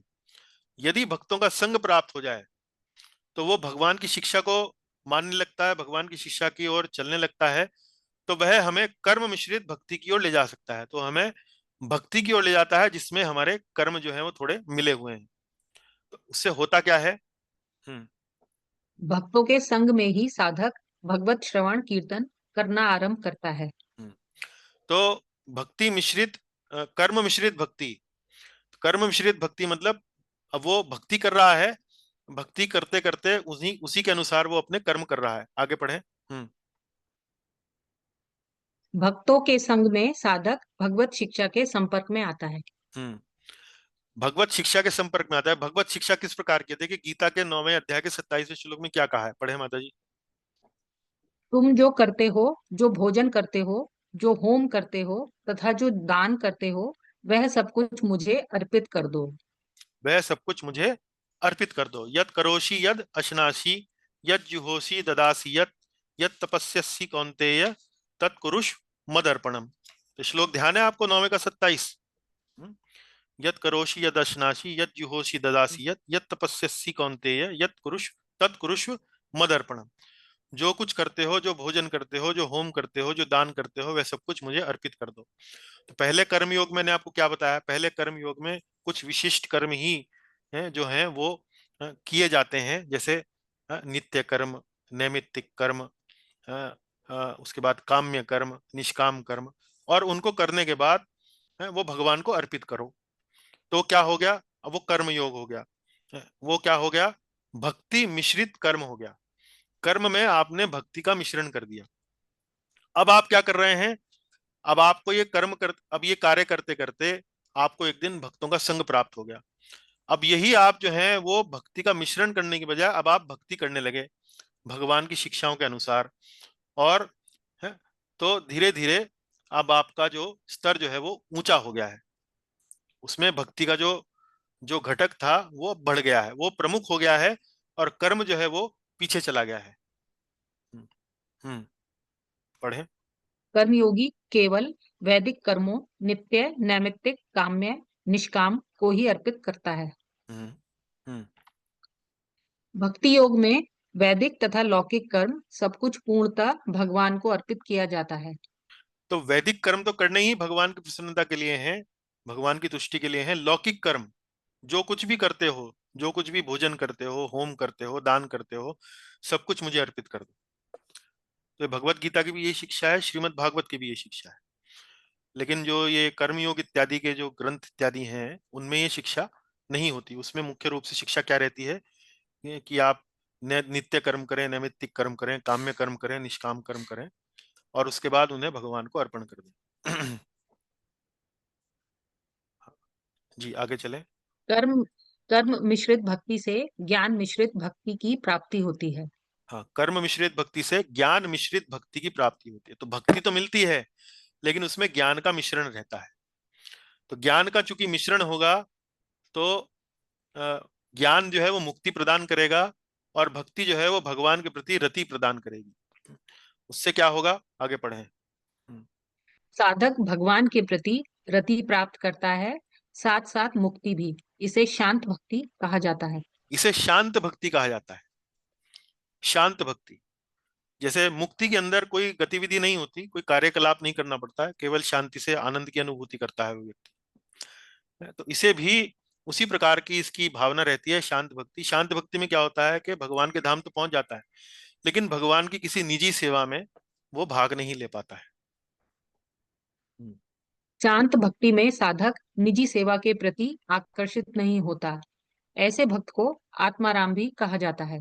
हाँ, तो आप अब श्लोक पढ़ेंगे।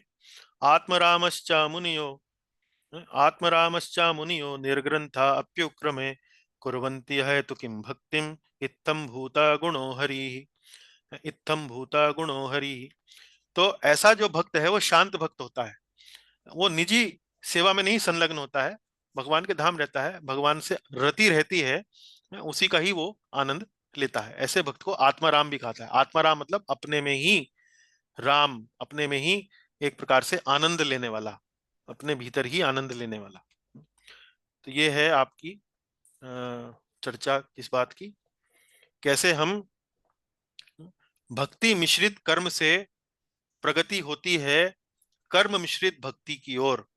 कर्म मिश्रित भक्ति हमें कहाँ ले जाता है? कर्म मिश्रित भक्ति हमें ले जाता है ज्ञान मिश्रित भक्ति की ओर, और ज्ञान मिश्रित भक्ति से हमें शांत भक्ति की प्राप्ति होती है, जिसमें व्यक्ति को मुक्ति मिल जाती है और भगवान के प्रति रति भी मिल जाती है। तो ये देखिए, ये एक विषय था जहां वो नारद मुनि जो है वो व्यास देव जी को कर्म योग के बारे में शिक्षा दे रहे हैं, कर्म योग की प्रक्रिया बता रहे हैं। तो कर्म योग की प्रक्रिया को मैं संक्षेप में आपको फिर बताऊंगा कि सामान्य रूप से व्यक्ति कर्म करता है, उसे भक्ति करने का अवसर नहीं मिलता है। तो ऐसे व्यक्ति को क्या सलाह दे रहे हैं नारद मुनि कि वो कर्म करे और फिर वो भगवान को अर्पण कर दे। उससे क्या होगा? वो भक्ति मिश्रित कर्म हो जाएगा। भक्ति मिश्रित कर्म से उसके अंदर शुद्धिकरण होगा, उससे उसको ज्ञान की प्राप्ति होगी। ज्ञान की प्राप्ति मतलब मैं शरीर नहीं हूं, मैं एक आत्मा हूं, मैं आध्यात्मिक जीव हूं, है। उससे उसको वास्तव में उसका परिणाम क्या होगा? उससे उसको मुक्ति की प्राप्ति हो सकती है। लेकिन यही कर्म मिश्रित भक्ति क्षमा कीजिए, यही भक्ति मिश्रित कर्म करते करते यदि वह किसी भक्त के संपर्क में आ जाता है, तो फिर वह उसका जो भक्ति मिश्रित कर्म है वह कर्म मिश्रित भक्ति में परिवर्तित हो जाता है। कर्म मिश्रित भक्ति में परिवर्तित होने का अर्थ क्या है? कि वो अब कर्म करते करते भी भक्ति कर रहा है। पहले कर्म कर रहा था, फिर बाद में अर्पण करने के बाद वो थोड़ी सी भक्ति वो मिल जाती थी, लेकिन अब उसका जो पूरा हिसाब किताब है वो भक्ति में परिवर्तित हो जाता है और उसके अंतर्गत वो कर्म करता है। उससे उसको क्या कहते हैं? ज्ञान मिश्रित भक्ति की प्राप्ति होती है। ज्ञान मिश्रित भक्ति, ज्ञान से उसको मुक्ति मिलती है, भक्ति से उसको भगवान के प्रति रति मिलती है। तो ऐसा भक्त जो है वो शांत भक्ति के लिए उसको प्राप्त होती है, जिसके अंतर्गत उसको भगवान की निजी सेवा नहीं मिलती है, लेकिन वो भगवान के धाम पहुंच जाता है। तो ये आप समझिए कि कैसे धीरे धीरे ये नीचे के स्तर से ऊपर उठा जा रहा है। अब यहाँ पर 32 से 36 हमने पढ़ लिया। अब हम आते हैं कहां पर? अगले विषय पर आते हैं। अगला विषय क्या है? अगला है नारद जी अब व्यास देव जी को एक मंत्र की शिक्षा देते हैं। एक मंत्र की शिक्षा देते हैं। तो 6:37 हो गए हैं। तो पढ़ें या ना पढ़ें? 10 मिनट तो लग जाएंगे। दीदी माता जी क्या कहती हैं आप? पढ़ा दीजिए प्रभु जी। पढ़ा दीजिए। अन्य भक्त भी जुड़े हुए हैं, पढ़ें आगे। चलिए 10 मिनट लगेंगे। अगर इसी में ही समाप्त कर लेंगे तो थोड़ा अच्छा समझ में आ जाएगा, वरना एक हफ्ते का गैप हो जाएगा बीच में। पढ़े माता जी, मंत्र पढ़े जी। ओम नमो भगवते तुभ्यम ओम नमो भगवते तुभ्यम वासुदेवाय धीमहि वासुदेवाय धीमहि प्रद्युम्न, एक मिनट,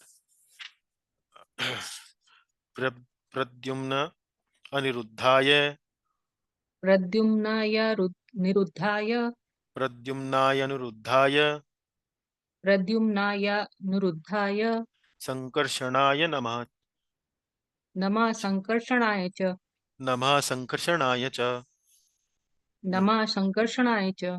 जी पढ़ें पहली पंक्ति। भगवान वासुदेव को नमस्कार है, हम आपका ध्यान करते हैं। ओम नमो भगवते तुभ्यम वासुदेवाय धीमहि। तो नमो मतलब हम भगवान वासुदेव को नमस्कार करते हैं, धीमहि, और हम आपका ध्यान करते हैं। ओम नमो भगवते तुभ्यम वासुदेवाय धीमहि। आगे पढ़ें। संकर्षण, अनिरुद्ध तथा प्रद्युम्न को भी नमस्कार है। प्रद्युम्नाय अनिरुद्धाय नमः संकर्षणाय च। तो प्रद्युम्न को भी नमस्कार है, अनिरुद्ध को भी नमस्कार है, और संकर्षण को भी नमस्कार है। भगवान प्रद्युम्न, भगवान अनिरुद्ध, भगवान संकर्षण। तो भगवान अनिरुद्ध, प्रद्युम्न एक इनमें पौत्र हैं भगवान श्री कृष्ण के, एक पुत्र हैं। जहां तक मुझे ध्यान पड़ता है, संकर्षण तो बलराम जी के लिए आया है और प्रद्युम्न किनके लिए आया है? प्रभु ये फर्स्ट क्वाड्रेपल एक्सपांशन वगैरह तो नहीं है? हाँ जी, वो ही है, चतुर्व्यूह बोलते हैं।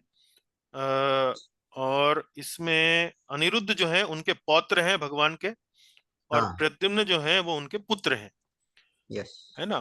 प्रद्युम्न पुत्र हैं, अनिरुद्ध पौत्र हैं, संकर्षण जो है उनके भाई बलराम जी हैं। तो ये उनके लिए आया है। अब हम इस मंत्र की विशेषता को समझने का प्रयास करेंगे। पढ़े माता जी। नारद जी व्यासदेव को 33 वर्णों वाला एक मंत्र देते हैं। यह मंत्र उन्हें वेदवादी ब्राह्मणों से मिला था। अब यहाँ नारद जी देखिए वही गुह्यतम शिक्षा की बात कर रहे हैं। वो आप ध्यान कीजिए, जब वेदवादी ब्राह्मण वहां से गए तो उन्होंने नारद जी को गुह्यतम ज्ञान दिया, जो साक्षात भगवत ओदितम, जो साक्षात भगवान ने दिया था। उसके बारे में हमने पढ़ा, उद्धव जी को दिया, अर्जुन को दिया, ब्रह्मा जी को दिया। तो वो साक्षात ज्ञान क्या है? वो एक मंत्र के रूप में गुह्यतम, गुह्यतम ज्ञान क्या है? वो एक मंत्र के रूप में दिया। तो वही मंत्र जो वेदवादी ब्राह्मणों ने नारद जी को दिया, नारद जी ने वही मंत्र जो है वो अब वेद व्यास जी को दे रहे हैं वो। तो ये गुह्यतम ज्ञान, वो गुह्यतम ज्ञान की चर्चा जो अभी नारद जी कर रहे थे, वही गुह्यतम ज्ञान अब वो वेद व्यास जी को दे रहे हैं। पढ़े आगे।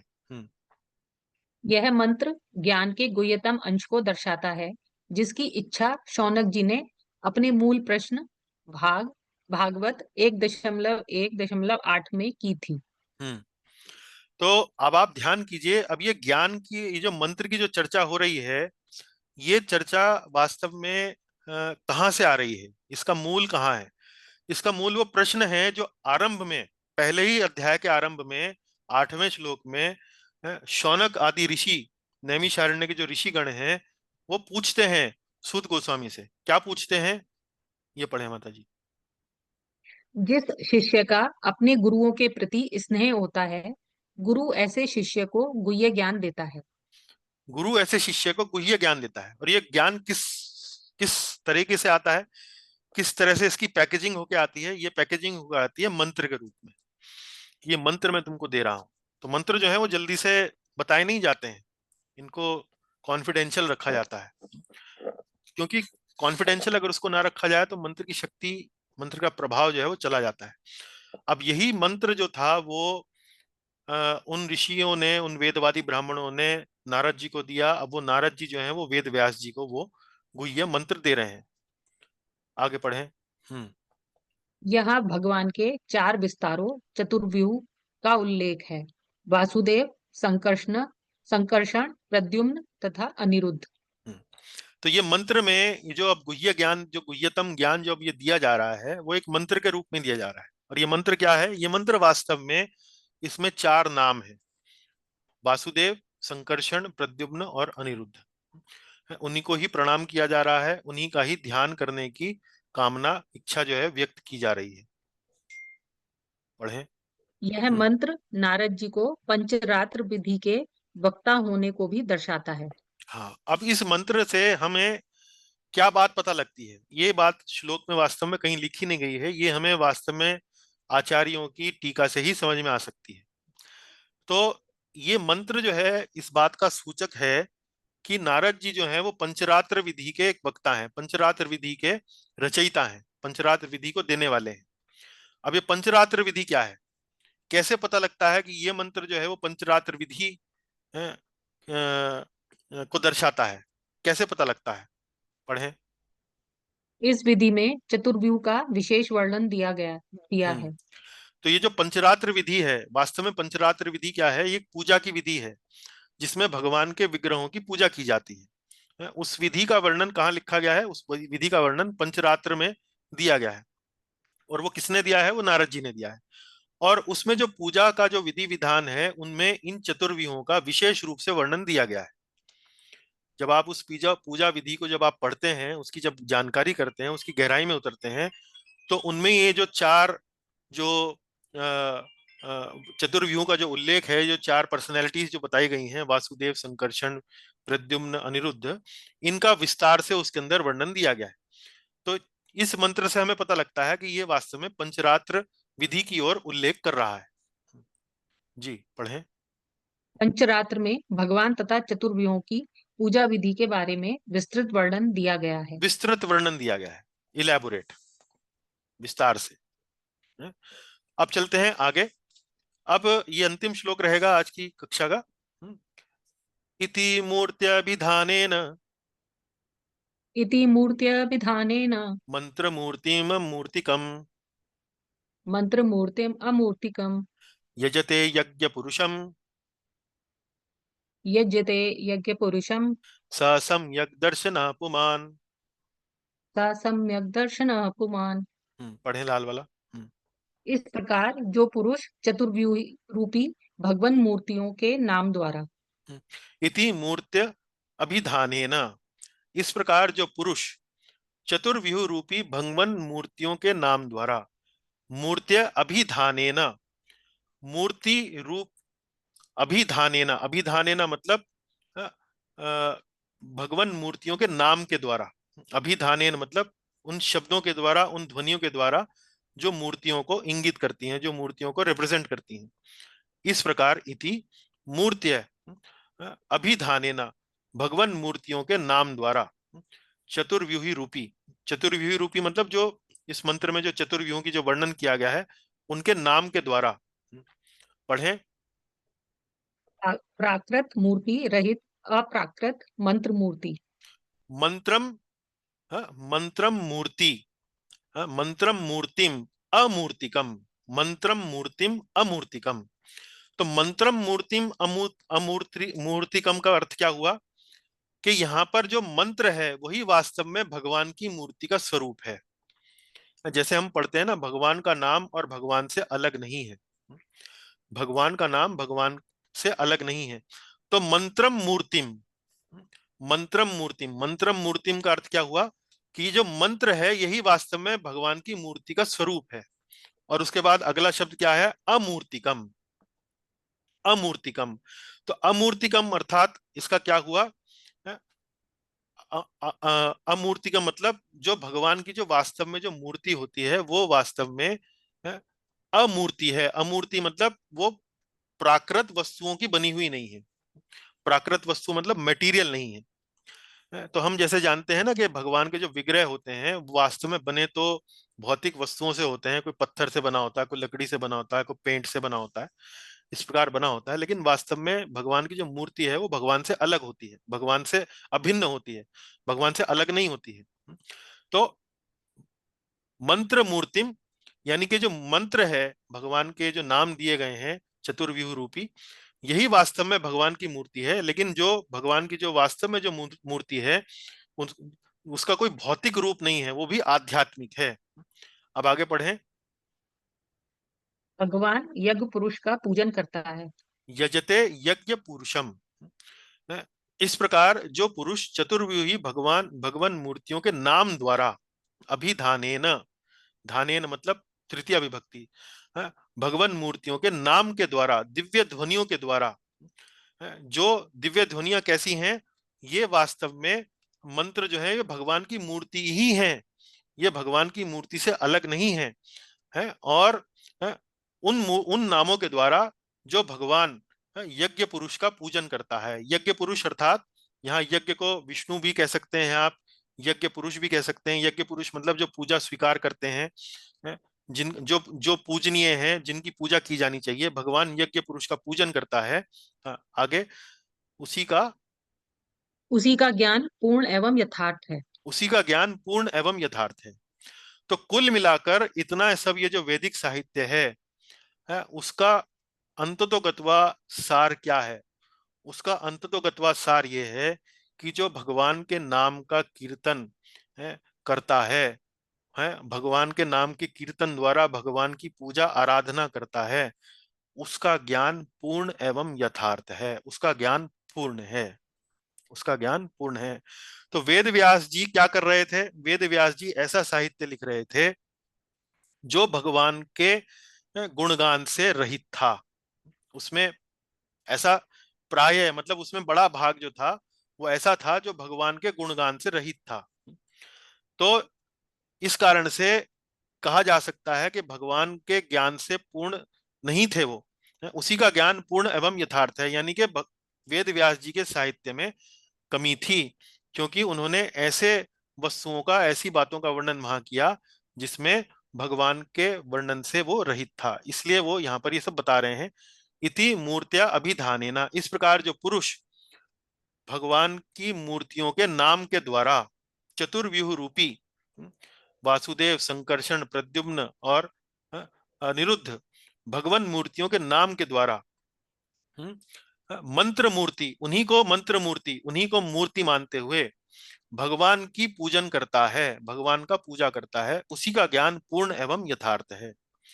तो नारद मुनि ने वेद व्यास जी को ऐसा मंत्र दिया जिसमें भगवान के नाम है, और फिर वो कह रहे हैं कि यदि आप इस मंत्र के द्वारा भगवान की पूजा करेंगे, इस ध्वनि से, इस दिव्य ध्वनि से भगवान की पूजा करेंगे, तो आपका ज्ञान जो है वो पूर्ण एवं यथार्थ है, कंप्लीट है। थोड़ा कठिन हो सकता है लगे आपको, पढ़ें आगे। भगवान की मूर्ति तथा भगवान के मंत्र में कोई अंतर नहीं।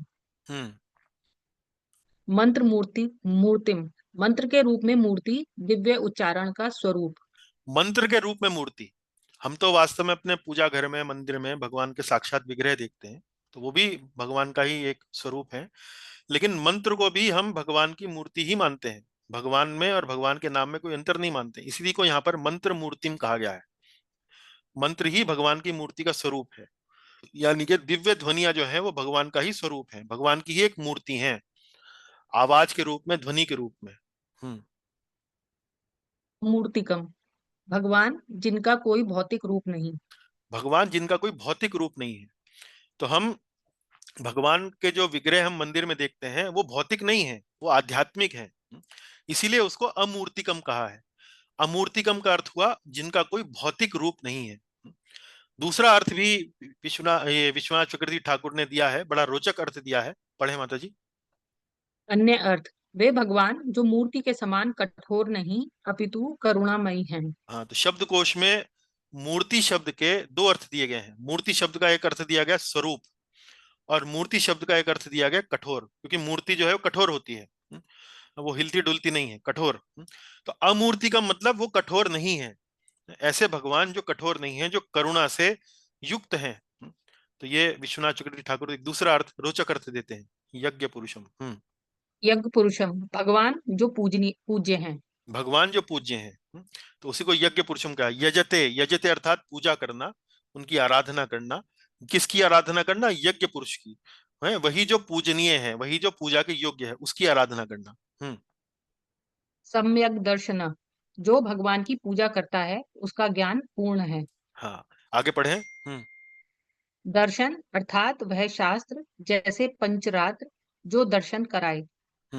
सम्यक, सम्यक अर्थात पूर्ण, क्योंकि यह आत्मा को संतुष्ट करता है। हाँ, तो भगवान की पूजा करना, भगवान की पूजा करना, भगवान के विग्रह की पूजा करना, या भगवान की मंत्र के द्वारा, दिव्य ध्वनि के द्वारा उनकी पूजा करना, यही वास्तव में समस्त वैदिक शास्त्रों का सार है। इसी को सम्यक कहा गया है। क्यों सम्यक कहा गया है? क्योंकि ये जो विधि है ये आत्मा को पूर्ण रूप से संतुष्ट करती है। और इसको दर्शन क्यों कहा गया है? क्योंकि ये जो विधि है ये हमें भगवान का दर्शन कराती है। वह शास्त्र जो दर्शन कराए, और शास्त्र अर्थात जैसे पंचरात्र। पढ़ें आगे। तात्पर्य। आपकी आवाज गायब हो गई माता जी। तात्पर्य, जो व्यक्ति दिव्य ध्वनि द्वारा भगवान की पूजा करता है वह शास्त्रों के संपूर्ण सार से अवगत है। जो व्यक्ति दिव्य ध्वनि द्वारा, यानी कि भगवान के मंत्रों द्वारा, भगवान के नाम के उच्चारण द्वारा भगवान की पूजा करता है, वही शास्त्रों के संपूर्ण सार से अवगत है। आगे पढ़ें। यद्यपि आपने वेदांत दर्शन की रचना की, आपका मन पूर्णतया संतुष्ट नहीं हुआ, किंतु मैंने पंचरात्र की रचना की और मैं पूर्णतया संतुष्ट हुआ। तो वास्तव में यहाँ इस पंक्ति से नारद मुनि जो है वो वेद व्यास जी को उनके असंतोष का कारण बता रहे हैं। कह रहे हैं कि मैंने पंचरात्र दर्शन की रचना करी, पंचरात्र ग्रंथ की रचना की और मैं पूर्ण संतुष्ट हुआ। क्यों? क्योंकि पंचरात्र ग्रंथ में केवल और केवल भगवान की पूजा, भगवान के नामों का गुणगान, केवल उसी का वर्णन है। लेकिन आपने वेदांत दर्शन की रचना करी जिसमें इस बात का वर्णन नहीं है। इसमें आपने बहुत वेदांत की रचना करी, आपने महाभारत की रचना करी, आपने बहुत सारी अन्य बातों को भी उसमें वर्णन किया। इसलिए आप पूर्ण रूप से संतुष्ट नहीं हैं, लेकिन मैं पूर्ण रूप से संतुष्ट हूं। है तो ये वास्तव में ये बात समझाना चाह रहे हैं। अब प्रभुपाद जी जो है इन श्लोकों के तात्पर्य में ये बात लिखते हैं जिससे आपको ये बात समझ में आ जाएगी।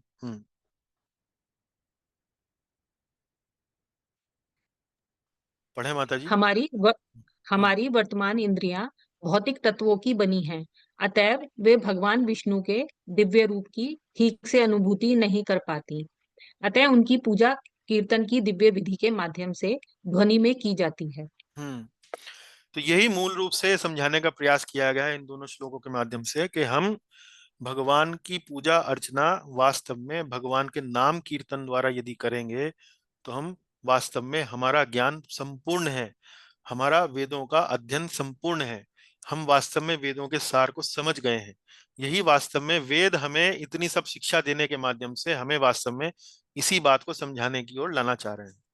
और वेद व्यास के संबंध में ये इसलिए उपयुक्त है क्योंकि वेद व्यास जी ने वेदांत सूत्र महाभारत ग्रंथों का जो रचना करी उसमें उन्होंने यही बात छोड़ दी है, कई जगह छोड़ दी। इस कारण से वो पूर्णतः संतुष्ट नहीं हुए है, लेकिन नारद मुनि ने पंचरात्र जैसे ग्रंथ की रचना करी जिसमें अलावा इस काम के और कुछ भी नहीं था, भगवान की पूजा के, भगवान के नाम के कीर्तन के, सिर्फ वही सब वहां पर उसमें उल्लेख हुआ है। इसलिए नारद मुनि कह रहे हैं मैं पूर्णतया संतुष्ट हूं लेकिन तुम असंतुष्ट हो। तो यहाँ आज की कक्षा को विश्राम देते हैं। बहुत बहुत धन्यवाद आपके धैर्य का। जी, कोई प्रश्न हो तो पूछें। हो सकता है कि आज की कक्षा में आपको थोड़ा कठिनाई लगी हो, पर संभव है कि समझ में भी आया हो। मैंने जितना मेरे अंदर शक्ति थी पूरा प्रयास किया। जी कोई प्रश्न हो तो बताएं, नहीं तो कोई अपनी टीका टिप्पणी बताएं कि समझ में आया, नहीं आया, कठिन था लेकिन आ गया समझ में, थोड़ा पढ़ेंगे तो समझ में आ जाएगा। कुछ फीडबैक दें। जी प्रभु जी, हरे कृष्णा। जी माता जी बताएं। आपने बहुत अच्छे से समझाया, और जैसा कि हमेशा ही आप बहुत डिटेल में समझाते हैं एक एक चीज को, तो काफी समझ में आया। और फिर हम दोबारा सुनेंगे। और पुस्तक से जो आप एक एक शब्दों के अर्थ बताते हैं श्लोक का, तो ये पढ़ाने का तरीका बहुत ही अच्छा लगता है। लेकिन जी। हमें जितनी हम एक या दो बार हमको पढ़ने की और आवश्यकता है, और इसे सुनने की भी आवश्यकता है प्रभु जी। जी बहुत बहुत धन्यवाद। मैं ऐसा सिर्फ इसलिए कर पा रहा हूँ क्योंकि जो आचार्य लोग हैं, विशेष रूप से श्रील विश्वनाथ चक्रवर्ती ठाकुर जी की जो टीका है उसमें संस्कृत के शब्दों को समझाने के ऊपर बड़ा महत्व दिया गया है, जिससे मुझे भी वास्तव में वहीं से समझ में आ पाता है। और ये विधि जो है वो प्रभुपाद जी की टीका में कम देखने को मिलती है लेकिन कम देखने को मिलती है, संभवतः क्योंकि प्रभुपाद जी जो है वो एक ऐसी ऑडियंस के लिए किताब लिख रहे थे जो मुख्य रूप से संस्कृत से ज्यादा संबंधित नहीं थी, विदेशी थे, पाश्चात्य लोग थे। तो चूंकि अंग्रेजी भाषा में उसका मूल रूप से वो अनुवाद कर रहे थे, तो संभवतः उनकी जो अप्रोच थी सब टीका को लिखने की में भी उसमें उन्होंने इतना उसके ऊपर बल नहीं दिया है।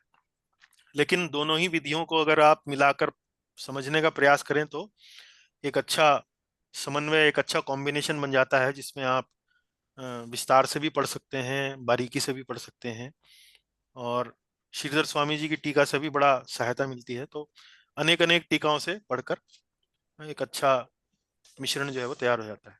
तो उसी का मैं प्रयास कर रहा हूँ। आपको उससे लाभ हो रहा है तो मुझे जानकर बड़ा आनंद हुआ। जी जी, क्योंकि जब हम प्रभुपाद जी के जो अर्थ दिया हुआ है उसको श्लोकों से मिलाते हैं तो नहीं जोड़ पाते, पर आप जैसे फिर बताते हैं, तो आपने सही कहा कि दोनों को मिला के हम और अच्छे से उसको समझ सकते हैं। जी जी जी प्रभु जी, थैंक यू। जी, बहुत बहुत धन्यवाद आपकी फीडबैक का। अन्य कोई भक्त भी कुछ टीका टिप्पणी करना चाहें तो कृपया बताएं, अन्यथा फिर हम विश्राम देंगे। बहुत बहुत धन्यवाद जी।